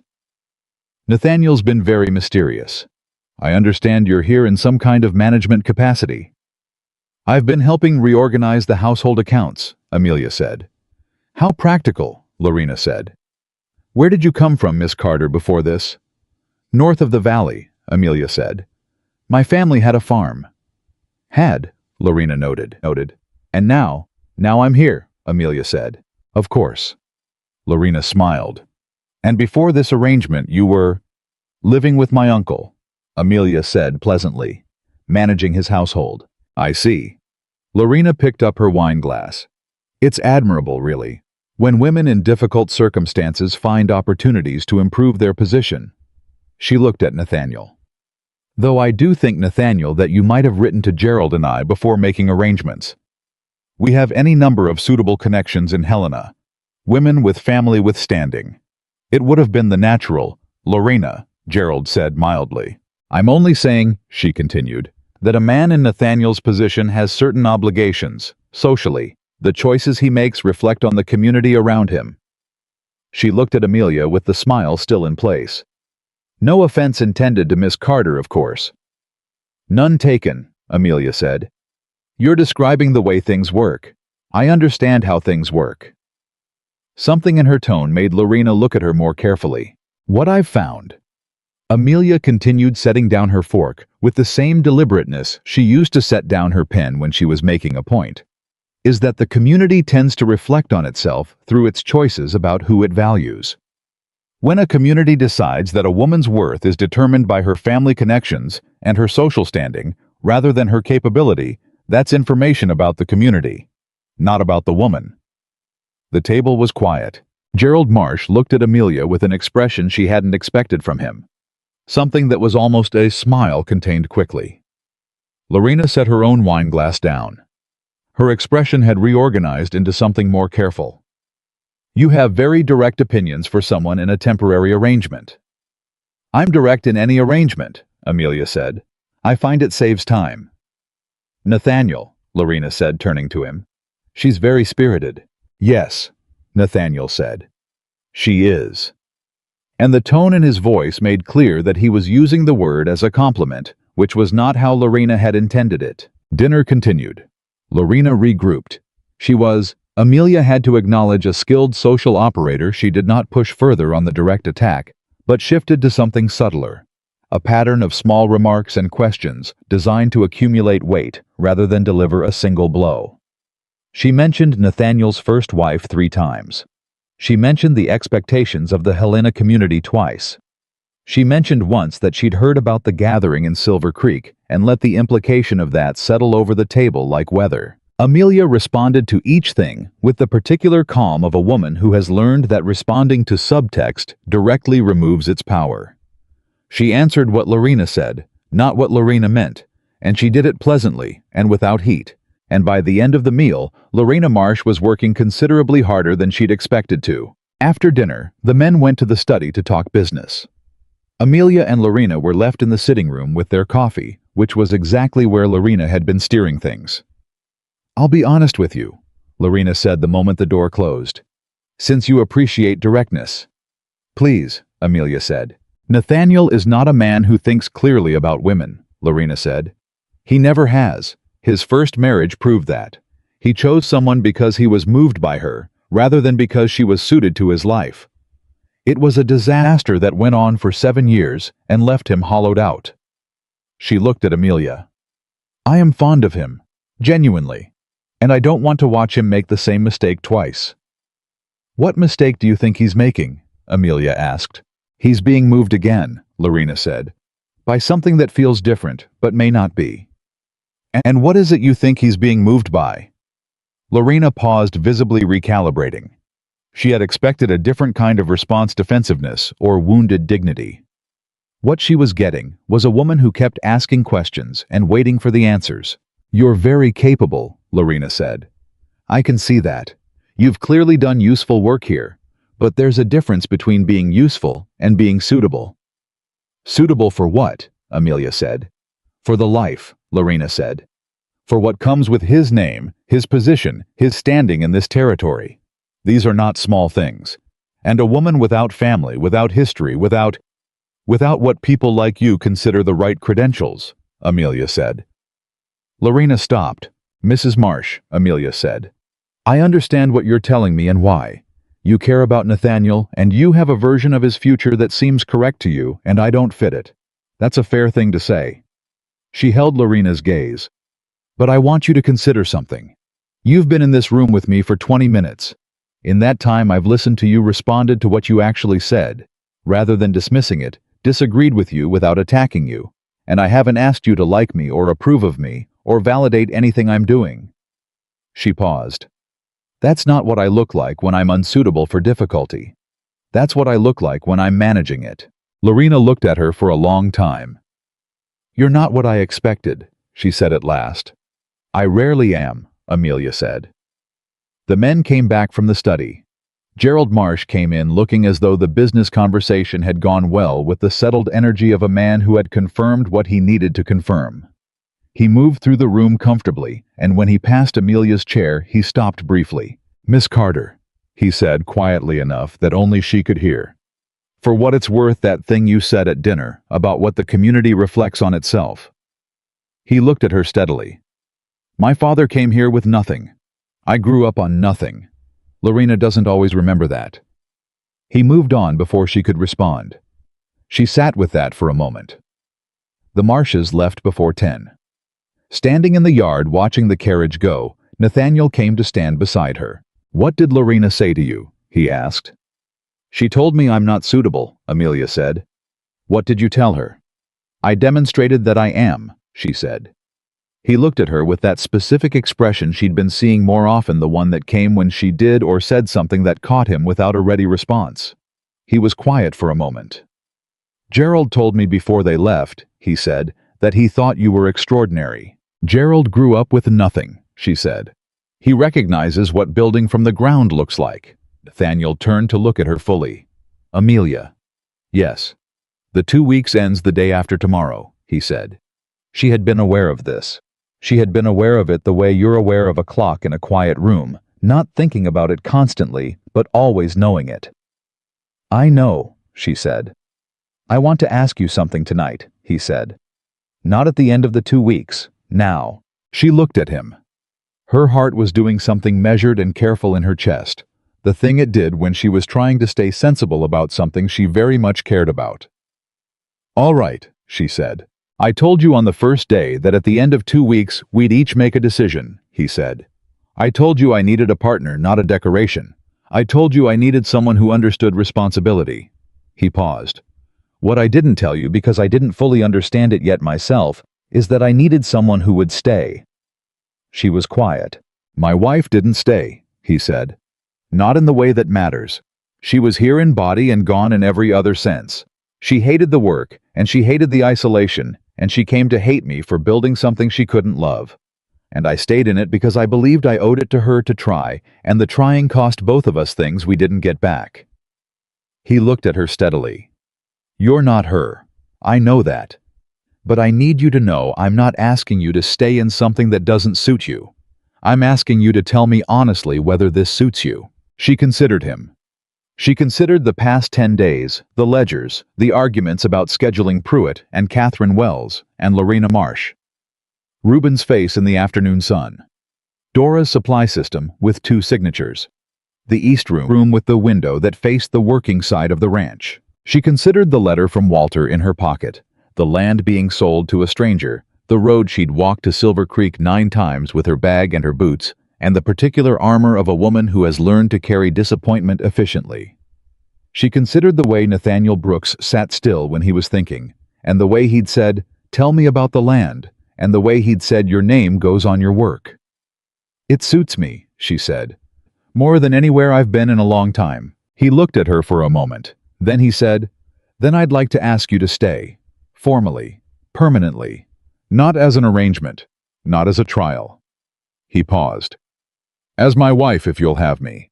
And as my partner, which I mean with the full weight of what that word should carry." The word yes was so immediate in her throat that she had to hold it back for just a moment, not because she doubted it, but because she wanted to say it, having heard every part of what he'd offered, having given it the weight it was due. Yes, she said, with the same weight. Something moved across his face. Not the theatrical relief of a man who was uncertain, but the deeper, quieter release of a man who has been hoping for something specific and has finally received confirmation that his hope was sound. He reached out and took her hand. Not dramatically. Just took it the way people take hold of things they intend to keep. She let him. Around them, the ranch settled into its night. The same outlines she'd been looking at for 10 days, suddenly different, not belonging to a place she was visiting, but to something she was joining, something she was going to help build. She was still holding that thought, careful with it, when Dora appeared in the doorway of the main house, with an expression that suggested she had absolutely not been watching from the window and had no idea what had just transpired. "There's tea," Dora said in a tone of complete neutrality. "Thank you, Dora," Nathaniel said. Dora looked at Amelia. Something passed across her face, quick, controlled, and warmer than anything she'd shown in 10 days. "Miss Carter," she said. And then, with the weight of a decision arrived at privately, Amelia. It was the first time she'd used her name. Amelia understood exactly what it meant. "Thank you, Dora," she said. They went inside. And behind them, the Montana night settled over the ranch that was no longer just Nathaniel Brooks's alone, though neither of them said that aloud yet, because some things are understood before they're spoken, and understanding them is enough. For now. The word spread through Silver Creek, the way fire moves through dry grass, fast, low, and without asking permission. Nathaniel Brooks was going to marry the Carter woman, not Catherine Wells, who had connections and beauty and a family name that meant something in 3 counties. Not any of the women who had attended the gathering with their careful dresses and their careful hopes. The woman 9 had rejected. The one who'd shown up every season with the same worn leather bag and walked out alone every time. That woman. By the time Amelia and Nathaniel rode into Silver Creek together on a Tuesday morning, he had business at the land office. She had agreed to accompany him. The talk had already formed itself into something solid and specific, the kind of opinion that has hardened past the point where new information can easily reshape it. She felt it before she saw it. The slight shift in the air when people recognize someone they've been discussing. The small pauses in conversation as they passed. The way certain eyes moved to her and then away with a speed that confirmed they'd been waiting to look. She had felt versions of this before. She was familiar with it. What she was not familiar with was the man riding beside her, the way his presence changed the quality of the attention. When Amelia Carter walked through Silver Creek alone, she was a subject of mild pity and familiar disappointment. When she walked through it beside Nathaniel Brooks, she became something else entirely. A puzzle. The town had not solved a fact that contradicted the story they'd already written. That was unfamiliar, and she was still learning what to do with it. The land office business took an hour. Nathaniel handled it efficiently, which was the only way she'd seen him handle anything. While he spoke with the clerk, Amelia waited in the outer room and watched 2 women across the street through the window.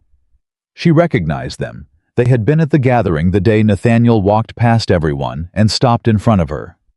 She remembered their faces from that moment, from the particular expression of people watching something they hadn't expected. They were watching her now from across the street. When she met their eyes, they looked away. When she looked at the window again, they were still there. Margaret Henley found her outside the land office. Margaret was the kind of woman who made herself useful to a community and expected in return the particular currency of being first to know things. And she had the expression of a woman who had known this thing for several days and had been waiting with considerable effort to say it in person. "Amelia," she said, taking both of Amelia's hands in hers. "I heard. The whole town heard." "I imagine so," Amelia said. "Tell me it's true," Margaret said. "Nathaniel Brooks, a proper arrangement." "A proper arrangement," Amelia confirmed. Margaret's eyes went bright with something that was genuine and uncomplicated. "Oh, I am glad," she said. "I am so genuinely glad." She squeezed Amelia's hands. "You deserved it. You always deserved better than what this town gave you." "The town gave me what it had," Amelia said. "And I'm not certain I deserved anything. I think things worked out." "Don't be modest," Margaret said.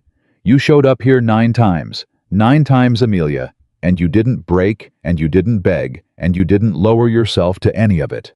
That takes a kind of strength most people don't have." Amelia looked at her.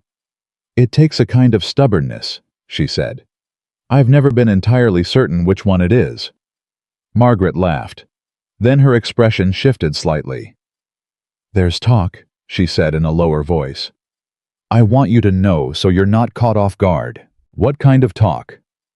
"Some people are saying he's made a mistake, that you manipulated the situation somehow, that a sensible man in his position wouldn't have—" Margaret stopped. "I'm sorry. I know it's unkind." "It's not unkind to tell me the truth," Amelia said. "What are they saying specifically?" Margaret hesitated. "That you arrived there under the pretense of an account review and used it to make yourself indispensable. That any clever woman could have done the same thing." A pause. "Some of the things are coming from the Marsh family." Amelia was quiet for a moment. She thought about Lorena Marsh in the sitting room, the careful smile, the accumulated weight of small remarks. She had known the conversation wasn't finished just because the Marshes had driven away. "Who else?" she asked. Margaret looked uncomfortable. "Walter Carter has been speaking to people." "Of course he had." "What is he saying?" "That you always had ambitions above your position. That he tried to help you, and you used his household as a stepping stone." Margaret pressed her lips together. "He's saying that Nathaniel doesn't know your full history. That if he did, he would see things differently." The specific cruelty of that was so perfectly calibrated to Walter's particular skill set that Amelia almost had to appreciate it. He wasn't inventing lies. He was arranging truths in the order most likely to wound. "Thank you for telling me," Amelia said. "What will you do?" "The same thing I always do," Amelia said. "Keep going." Nathaniel came out of the land office and found her on the steps, with the particular stillness she wore when she was thinking hard. He read it. She had noticed that he was good at reading her with the attention of a man who has decided someone is worth paying attention to. "What happened?" he said. She told him. All of it, the talk, the Marsh family connection, Walter. He listened without interrupting, which she'd learned was his habit. He let things complete themselves before he responded. When she finished, he said, "Walter Carter is spreading this in town." "Yes." "While I'm present in that same town." His voice was even, but there was something underneath the evenness that she recognized, not anger exactly, but the colder cousin of it, the kind that doesn't raise its voice because it doesn't need to. "Nathaniel," she said, "I don't want you to handle this for me." He looked at her. "I know that." "I mean it," she said. "If you respond to Walter on my behalf, you're confirming exactly what he's saying, that I needed someone to rescue me, that my position depends on your protection rather than my own capability." He was quiet for a moment. "You're right," he said. "How do you want to handle it?" "I want to talk to him myself," she said. "Today." "I'll drive you," he said. "Nathaniel, I'm not coming in," he said. "I'll drive you there and I'll wait outside. That's not protection. That's transportation." A beat. "And it's making it plain to anyone watching that you're not going alone because you're afraid. You're going in the middle of the day with your head up." She considered him for a moment. "That's a meaningful distinction." "I thought so," he said. Walter Carter's house was 20 minutes outside of town. Amelia sat in the wagon and thought about what she was going to say. Not the words exactly. She'd learned that scripting conversations was a way of preparing for the wrong version of them. She thought about the shape of it, the thing she needed to accomplish, and the way she intended to accomplish it. Walter was in the yard when they arrived. He had seen the wagon coming and had arranged himself in the yard with the particular posture of a man positioning himself to receive what he expects to be a supplication. When he saw who was driving and recognized the wagon, something moved across his face. Surprise quickly controlled. Nathaniel stopped the wagon. He did not get down. He sat with the reins, looking at nothing in particular, with the contained patience of a man who is very good at waiting. Amelia climbed down and walked to Walter. "Amelia," Walter said. His voice had the texture of something carefully neutral. "This is unexpected." "I imagine it is," she said. "I'd like to speak with you." "Of course," he said. He had recovered from the surprise with the efficiency of a man who is used to recovering quickly. "Though I notice you've brought company." "He's waiting," she said. "I'm here alone." She walked past and into the house because she knew this house, and she was not going to have this conversation in the yard where Walter had chosen to position himself. She went to the kitchen table, where every real conversation in this house had ever happened, and she sat down. Walter followed, which told her that despite everything, he was still reacting to her movements rather than directing them. She stored that away. He sat across from her. He had the expression he always wore when he wasn't certain what he was dealing with. Watchful assessing, waiting for the angle to become clear. "You've been speaking to people in town," she said. "About my history, my character." "I've answered questions honestly," he said. "People ask, and I can only tell them what I know." "What is it you've told them?" "That you're ambitious," he said. "That you've always wanted more than your situation provided. That I tried to help you, and you used what I offered as a means to something else." He spread his hands. "None of that is untrue, Amelia." "No," she said. "It isn't. I am ambitious. I did use what was available to me to reach something better." She looked at him steadily. "The part you leave out when you tell that story is that what was available to me was very little because you made it that way. You took the property. You kept me in your house as an unpaid housekeeper for 2 years. You told me in front of witnesses at the gathering that I was the problem, not the men, me." Walter said nothing. "You're embarrassed," she said. "I understand that. The story you told people about me was that I was difficult and unmarriageable, and that the problem was mine. And now the wealthiest rancher in the territory has offered me a permanent partnership, and that story doesn't hold anymore. So you're telling a different story. One that keeps me as the problem while explaining why the first story turned out wrong." His jaw tightened. "You've become very certain of yourself." "I've always been certain of myself," she said. "That was the thing you found most inconvenient." "Brooks doesn't know what he's getting," Walter said, and there was something raw underneath it now, something less managed than the performance he'd been maintaining. "He'll find out. And when he does, she said, he'll find someone who reorganized his household accounts in the first week and found that his supply manager had been stealing from him for 14 months.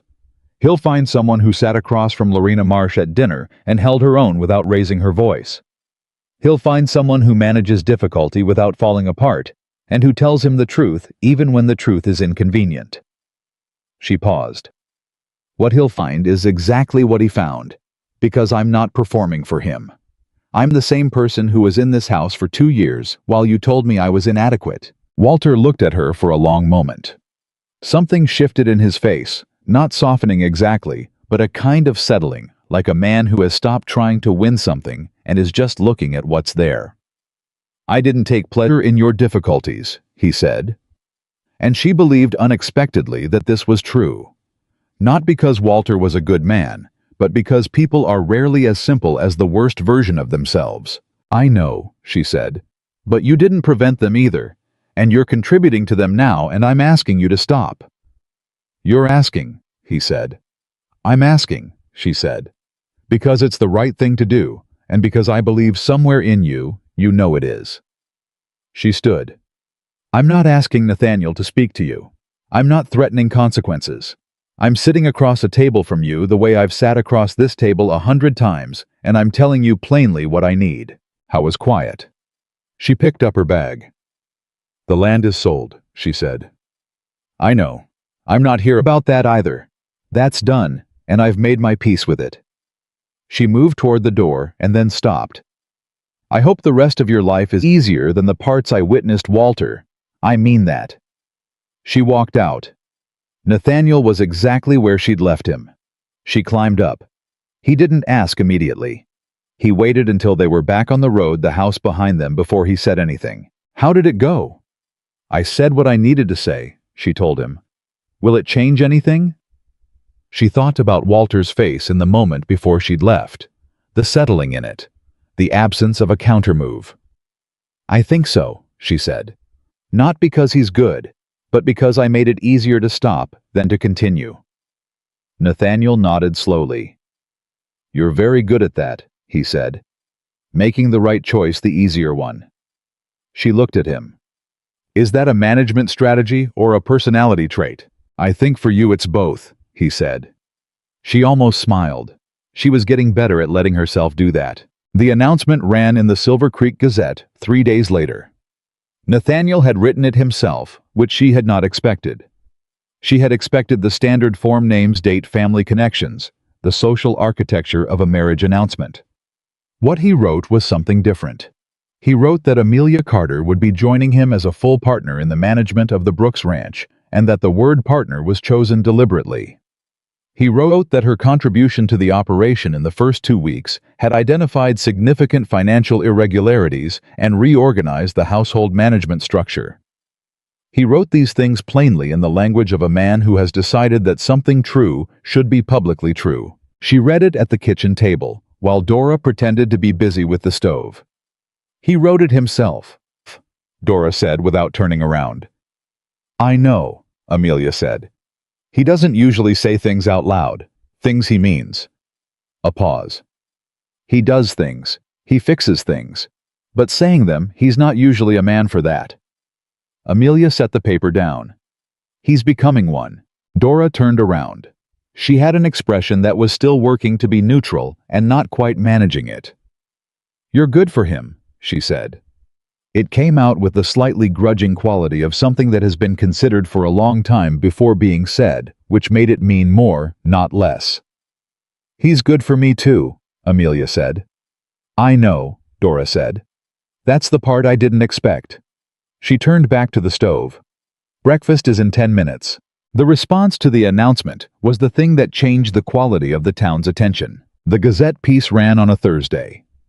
By Friday, Margaret Henley had sent a note of congratulations that Amelia suspected had been written the moment the paper was delivered.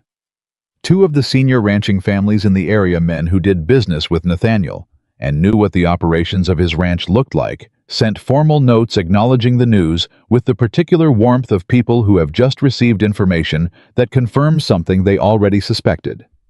Gerald Marsh sent a note that said simply, "Good. I told Lorena. She agrees, though it took a day." Amelia read that last one twice, and then showed it to Nathaniel, who read it and made the dry, almost laugh sound she had come to recognize as his version of genuine amusement.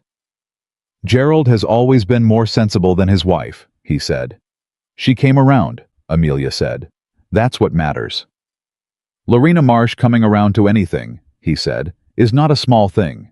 I think she respected that I didn't try to charm her, Amelia said. She's dealt with too many people trying to charm her.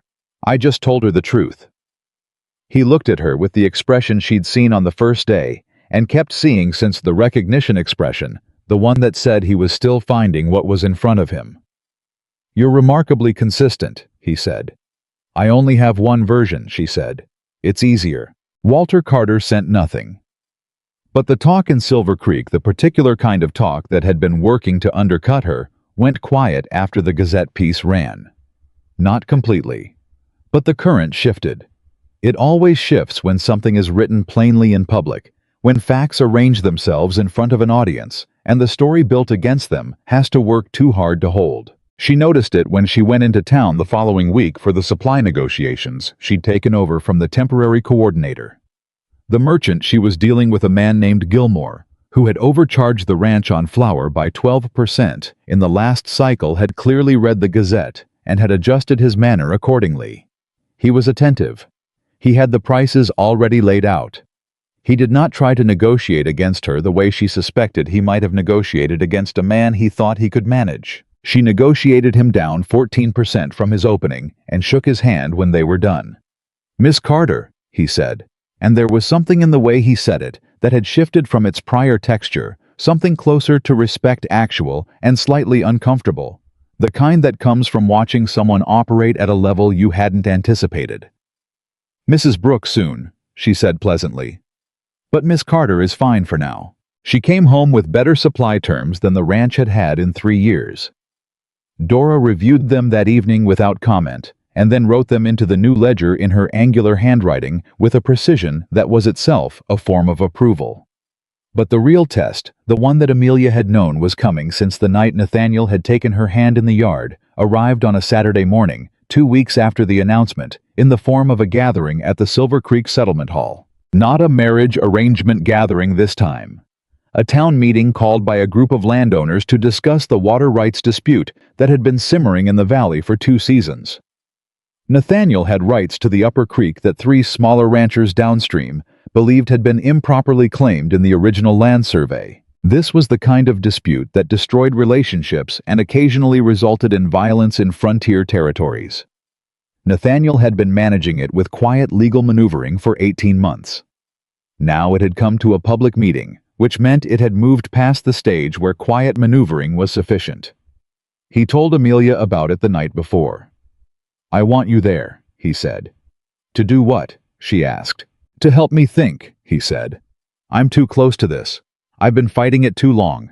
I need someone who can see it fresh." She sat with the documents he'd been working from, the original survey records, the water rights filings, the counterclaims from the downstream ranchers. She read them the way she read account ledgers, looking for the pattern underneath the individual numbers, the thing that explained why the columns didn't balance. She found it at 11 o'clock at night. "Nathaniel," she said. He looked up from the chair where he'd been reading. "The original survey," she said. "Look at the date." He came to the desk. She showed him. The original water rights filing had been made in March of 1873. But the survey it referenced had been conducted in September of 1872 during a drought year when the creek level was significantly lower than its average. The boundaries recorded in the survey reflected drought conditions, not normal flow, which meant the claim Nathaniel had been defending as absolute was actually based on measurements that misrepresented the typical state of the water source. He was very still looking at it. "This doesn't mean my claim is wrong," she said carefully. "It means the foundation of the claim is weaker than you've been treating it. And it means the downstream ranchers may have a point about the boundary, even if they don't know exactly why." He sat down. He looked at the survey for a long time. "If I've been wrong about this," he said quietly. "You haven't been lying," she said. "You've been working from what you were told. But if the survey was flawed, the downstream ranchers have been dealing with a genuine injustice." A pause. "And you'd rather know that now than have it come out in a way you can't control." He looked at her.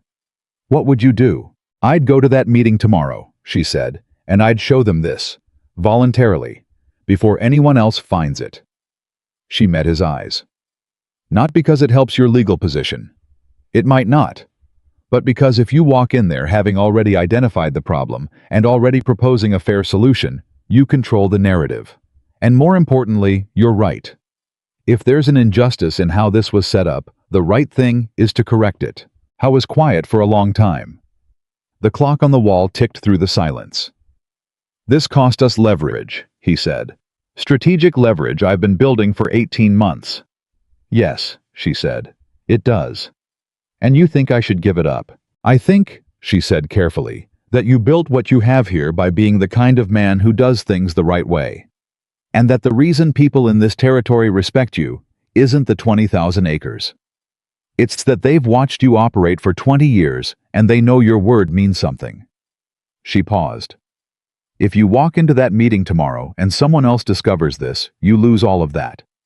If you walk in having already found it and already offering to make it right, you keep it. And you deserve to keep it because you'll have earned it." He looked at her for the kind of long moment that has a decision inside it.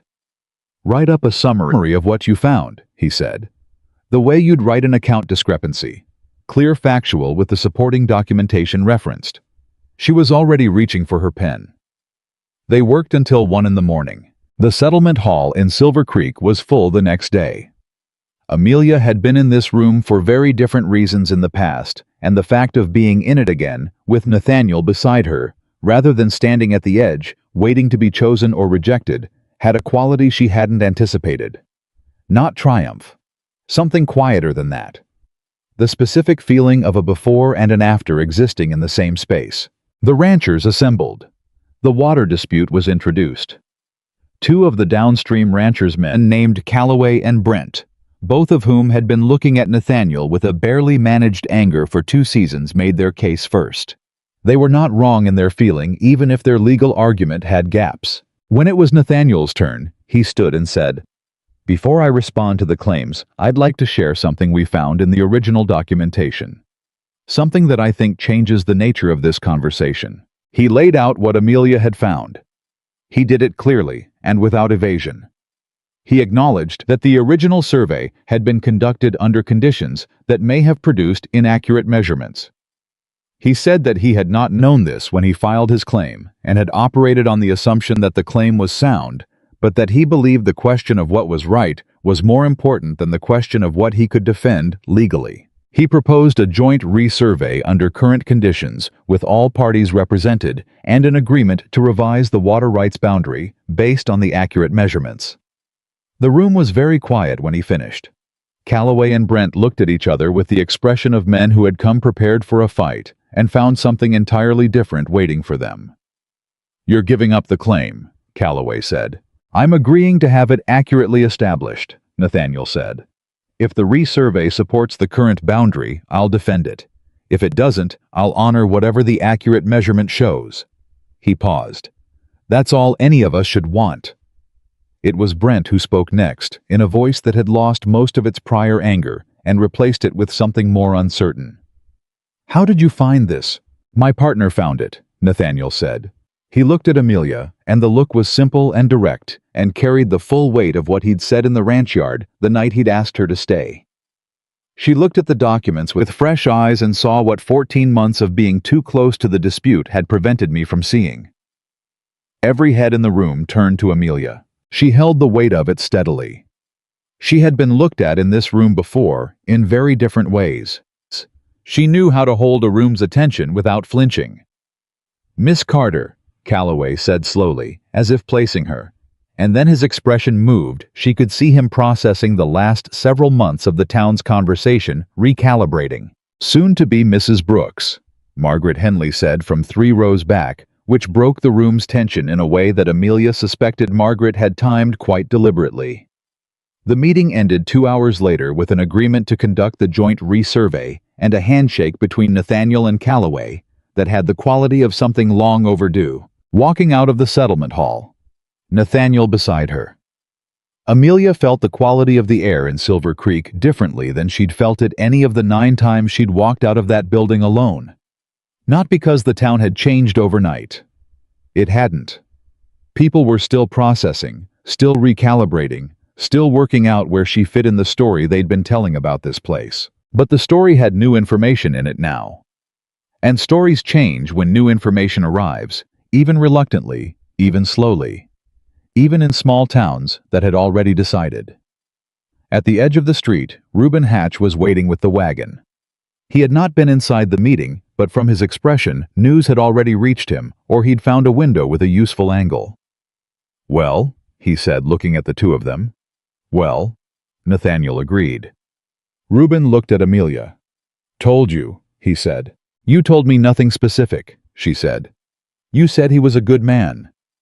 "That's all that needed telling," Reuben said with the absolute serenity of a man who has been right about something important and intends to enjoy it for an appropriate length of time. She shook her head. But she was smiling. She had stopped catching herself at it. Nathaniel helped her up into the wagon, which was a thing he had begun doing, not out of necessity. She was perfectly capable of climbing up herself, and he knew it, but out of the particular deliberateness of a man who has decided that care is something worth expressing in small concrete ways. She let him. Because she had decided the same thing. The road back to the ranch was the same road Cord had driven her along on that first morning, with its 4 sentences and its patient silence. She knew it differently now. Every stretch of it had accumulated something, the rides back and forth to town. The morning she'd sat thinking about Walter's letter, the evening she'd come back from the supply negotiation with better terms than the ranch had seen in years. It was beginning to feel like hers, not in the way that the land had felt like hers.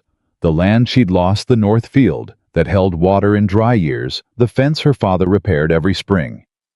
That feeling had been about inheritance and loss, and the particular grief of something given and taken. This was different. This was something being built in real time, in the present tense, by a woman who had decided to build it. "What are you thinking?" Nathaniel asked. "I'm thinking about roads," she said. "How the same road feels different depending on where you're going." He considered that. "Or who you're going with," he said. She looked at him. That too. They rode the rest of the way in the comfortable quiet of two people who have figured out that silence between them is not absence, but presence, the specific kind that doesn't require filling, because it already has everything it needs inside it. The ranch came into view. The outlines she'd learned in 10 days, and was learning further every day. The fence lines, the outbuildings, the main house with its east-facing window. Dora would be in the kitchen. Reuben would be in from the north pasture by evening. The new supply coordinator had a question about the winter provisioning schedule that Amelia had promised to look at after lunch. There was work to do. There was always work to do, and she had learned from her father's farm, from Walter's house, from the 6 years she'd held something together by herself, that work is not the opposite of living. It is, when done in the right place, with the right people, the very substance of it. She climbed down from the wagon without waiting for help this time, because the moment called for it, and walked toward the house with the particular stride of a woman who knows exactly where she's going. Nathaniel watched her go with the expression he'd had on the first day, the one she'd first seen from across the floor of the settlement hall. The expression of a man who has found what he was looking for and is still slightly astonished by the finding. Behind them, Silver Creek kept turning, kept talking, kept deciding what to make of the story that had just changed on them without asking their permission. That was what towns did. Amelia knew it. She had been the subject of their talk long enough to understand that you cannot control what a community says about you. You can only control what you give them to say. She was going to give them something worth talking about. The resurvey happened on a Thursday in late October, 6 weeks after the town meeting, and Amelia was there for all of it. She had not been asked to attend. Nathaniel had not suggested it. She had simply looked at the schedule, understood that this was the moment everything they'd built from those late-night documents would either hold or crack, and told Dora she'd be back by evening. Dora had handed her a wrapped biscuit for the road without a word. The survey team was 3 men from Helena, neutral parties agreed upon by all sides. Calloway and Brent were there with their own witnesses. Nathaniel arrived with Reuben and 2 of his senior hands.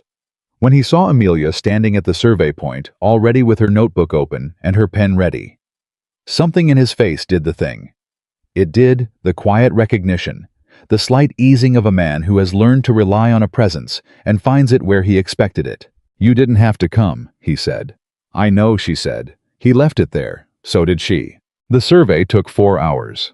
The lead surveyor was methodical and unhurried, and the measurements he produced under normal creek conditions were, as Amelia had predicted, from the drought year comparison, meaningfully different from the 1872 figures.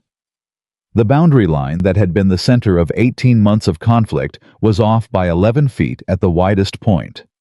11 feet that, in terms of water access during dry stretches, made a real difference to the downstream operations. When the surveyor read the findings aloud, the group went quiet, in the particular way of people absorbing information that requires them to revise something they've believed for a long time. Calloway looked at Nathaniel. Nathaniel looked back. 11 feet, Calloway said. 11 feet, Nathaniel agreed. That's... Calloway stopped. He pressed his mouth together and looked at the ground for a moment, and when he looked back up, his expression had moved through something private and come out on the other side of it. "That's not nothing. During the dry summer, 11 feet is the difference between enough water and not enough." "I know," Nathaniel said. I'm sorry it took this long to find.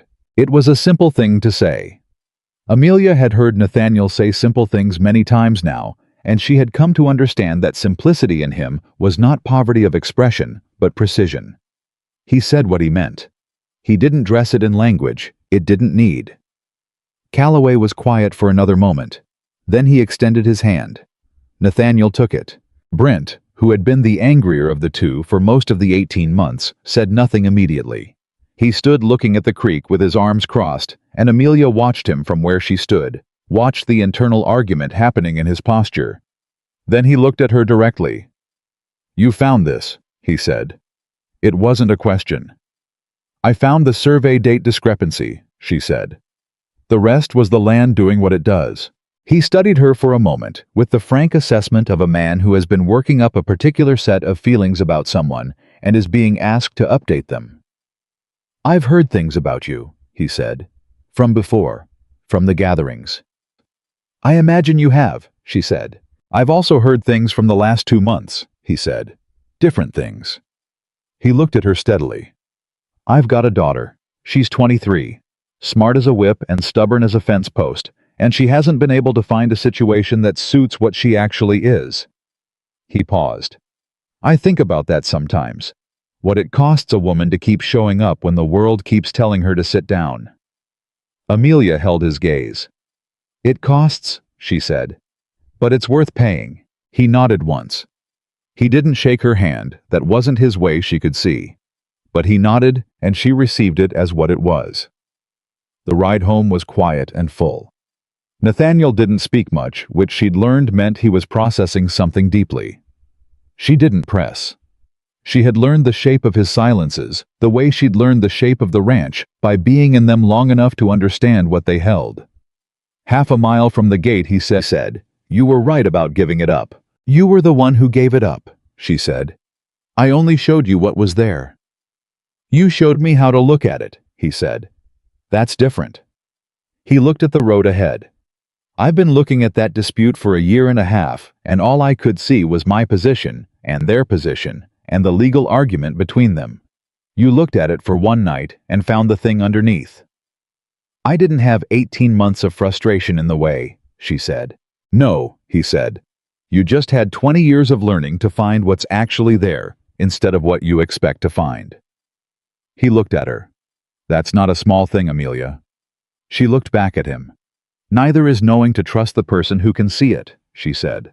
They got home as the last light was leaving the sky. Dora had supper on and said nothing about the outcome, because she had already heard the ranch had a way of knowing things before Nathaniel arrived to tell them a living communication that moved through the operation like weather, and she expressed her feelings about it by having made the particular potato dish that she only made when she was pleased about something. Amelia noticed. She said nothing. She ate 2 servings and watched Dora not acknowledge it, and felt something warm and uncomplicated move through her chest. The wedding was set for the first Saturday in December. Amelia had not grown up imagining a large wedding. She had not truthfully grown up imagining any wedding with certainty. She had learned early enough that certainty about the future was a luxury that required conditions she didn't always have.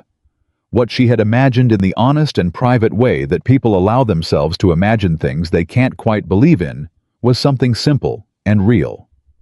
A moment that meant what it was supposed to mean, without the elaborate architecture of impression that people sometimes build around important things to make them feel more significant than the thing itself. Nathaniel felt the same. She had confirmed this in one of their evening conversations when the subject came up, and his response had been so immediately aligned with her own that she'd sat with it for a moment, the specific surprise of finding herself genuinely understood.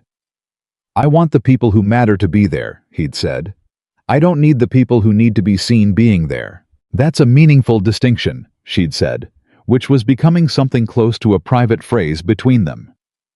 "It is," he'd agreed.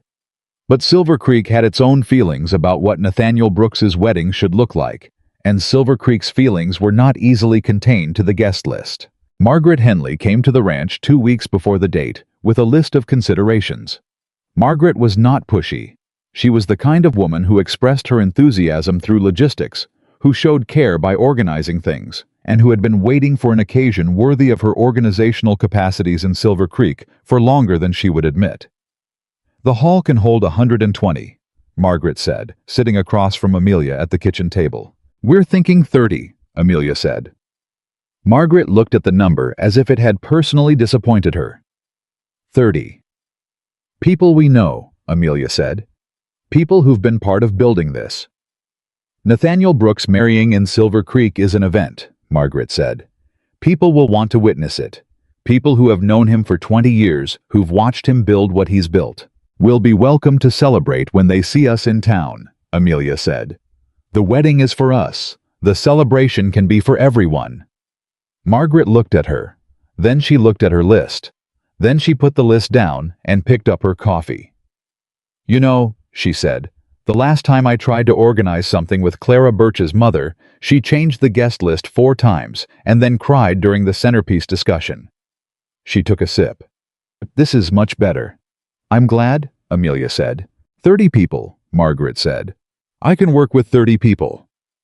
She worked, it turned out, exceptionally well with 30 people. The settlement hall was transformed in the way that capable and motivated women transform spaces, not with extravagance, but with intention, every detail serving the whole rather than announcing itself. The morning of the wedding. Dora came to the East Room. Still. Amelia's room. Though everything about the ranch had long since stopped treating her as a guest with a cup of coffee and an expression that was doing its level best to remain composed. "You look well," Dora said. "I'm not dressed yet," Amelia said. "You look well anyway," Dora said, which was the most personal thing she'd said in weeks, which meant it was the most personal thing she ever said. She set the coffee down and stood for a moment doing nothing, which was so unlike her that Amelia looked up.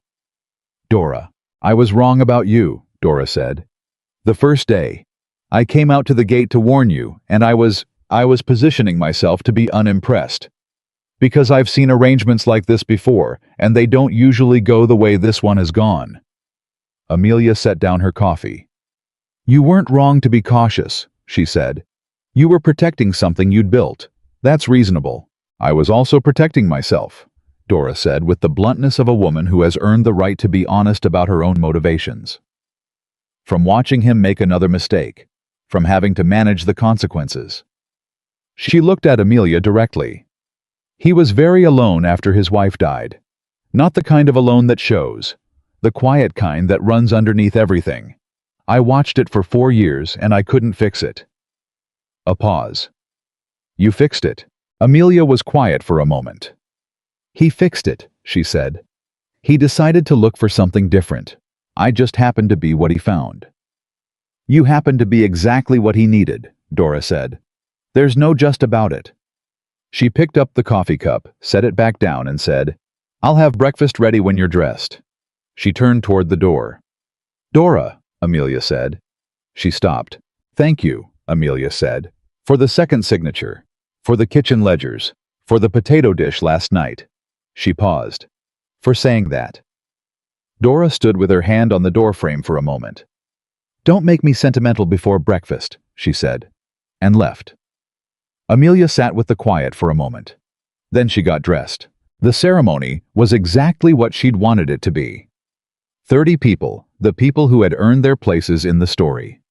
Reuben in his good coat, looking like a man who has just seen the thing he arranged arrive at its right destination and is allowing himself the quiet satisfaction of it. Margaret, who had organized everything and was therefore watching it with the specific pride of a person watching something they built, work exactly as designed. Gerald Marsh, who had come without Lorena, and then Lorena had come an hour later and sat in the back row with an expression that had resolved finally and apparently permanently into something like genuine warmth. Even Calloway and Brent were there. Brent with his hands folded in his lap, watching with the same directness he'd shown at the survey site.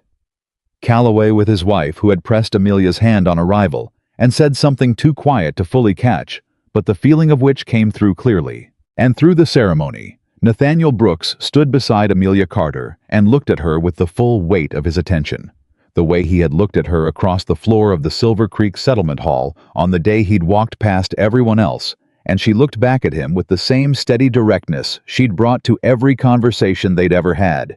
And they made the promises that people make in those moments, with the specific seriousness of two people who understand that words mean what you make them mean through what you do afterward. There was no performance in it.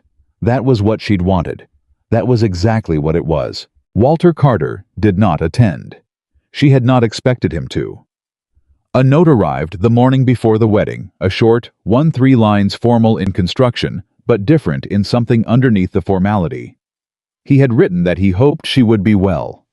He had written that the land had sold to a family with children who intended to work it, which he appeared to have included as a kind of offering. He had written, and this was the sentence she read 3 times, that he understood now that her difficulties had not been character flaws. It was as close to an apology as Walter Carter could manage, and she received it as such. She wrote back a single line, "Thank you, Walter." She meant it. The months that followed the wedding had a different quality than anything Amelia had experienced before. Not easier necessarily. The ranch was a living, demanding thing, and living, demanding things do not simplify because your personal circumstances have improved. The winter brought supply challenges. The resurveyed water boundary required new infrastructure that cost more than projected.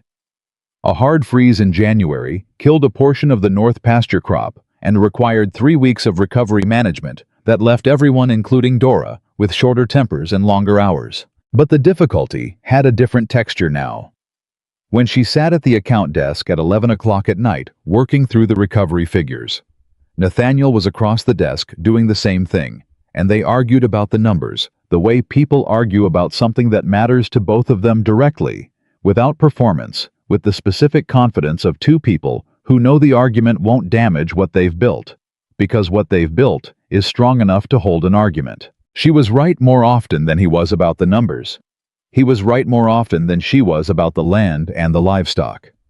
They were equally right about the people, about who to trust, who to hire, who to give a second chance, and who to let go.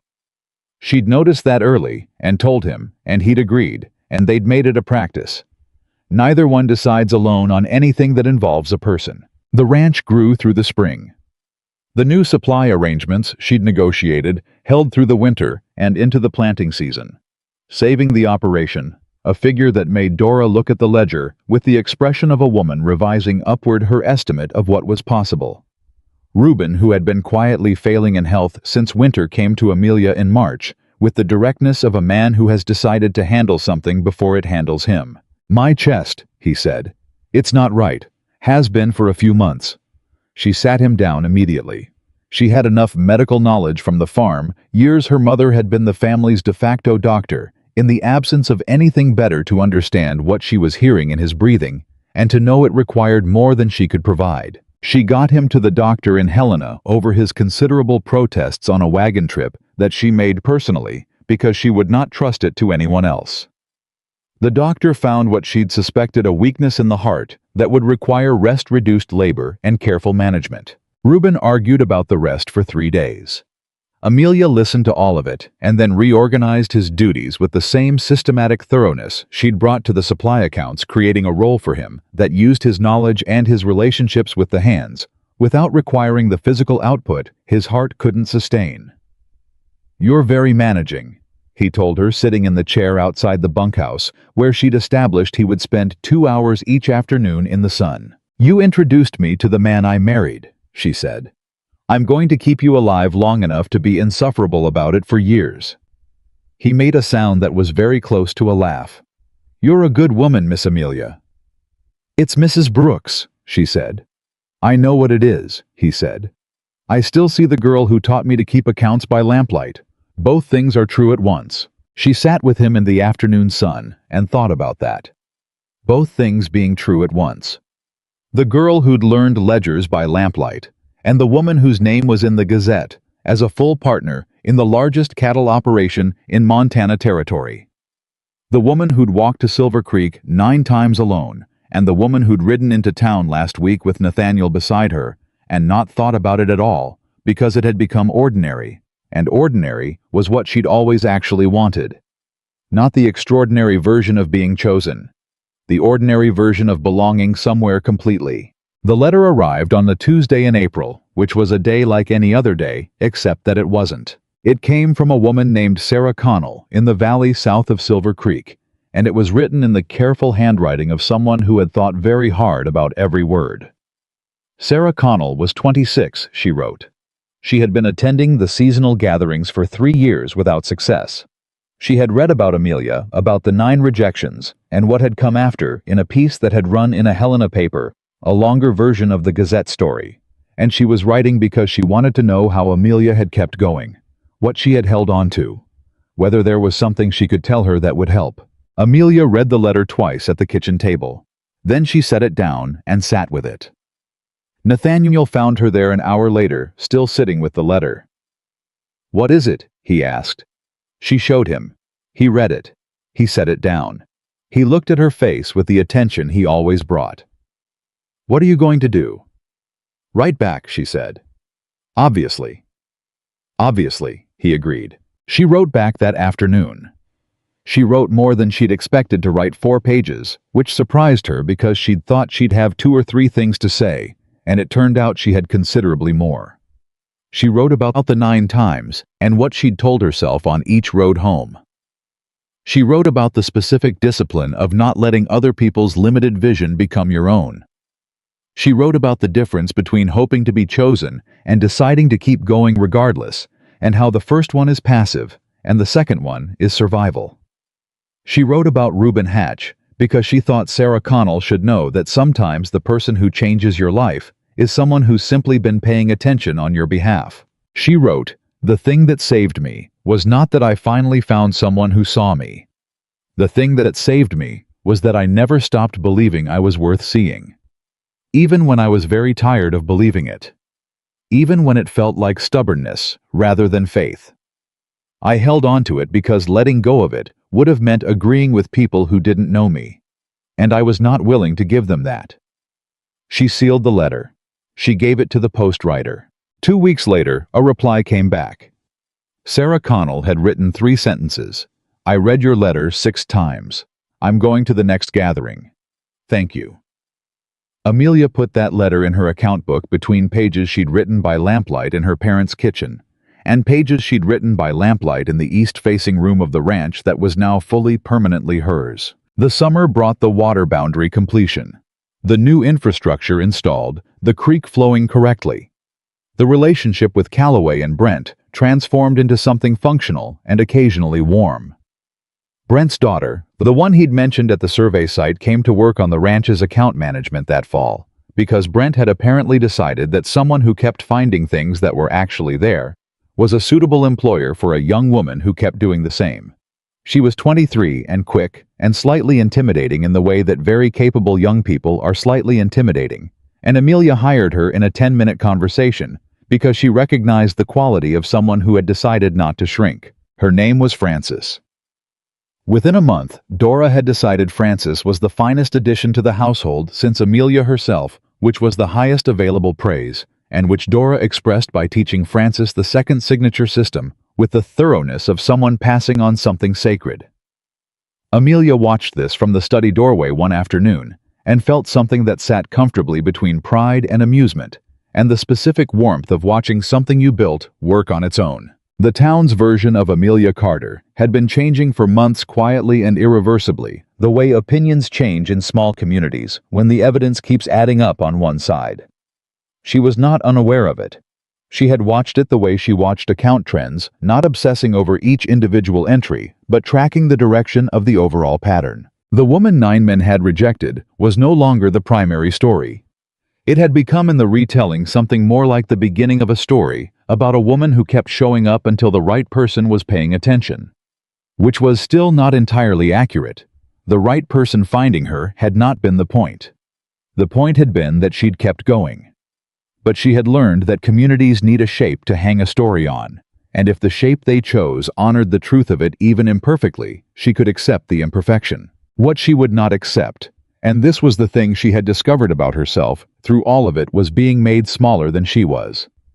Not by Walter, not by the 9 men, not by Lorena Marsh, not by the version of the town that had watched her fail year after year with what they'd believed was a verdict on her worth.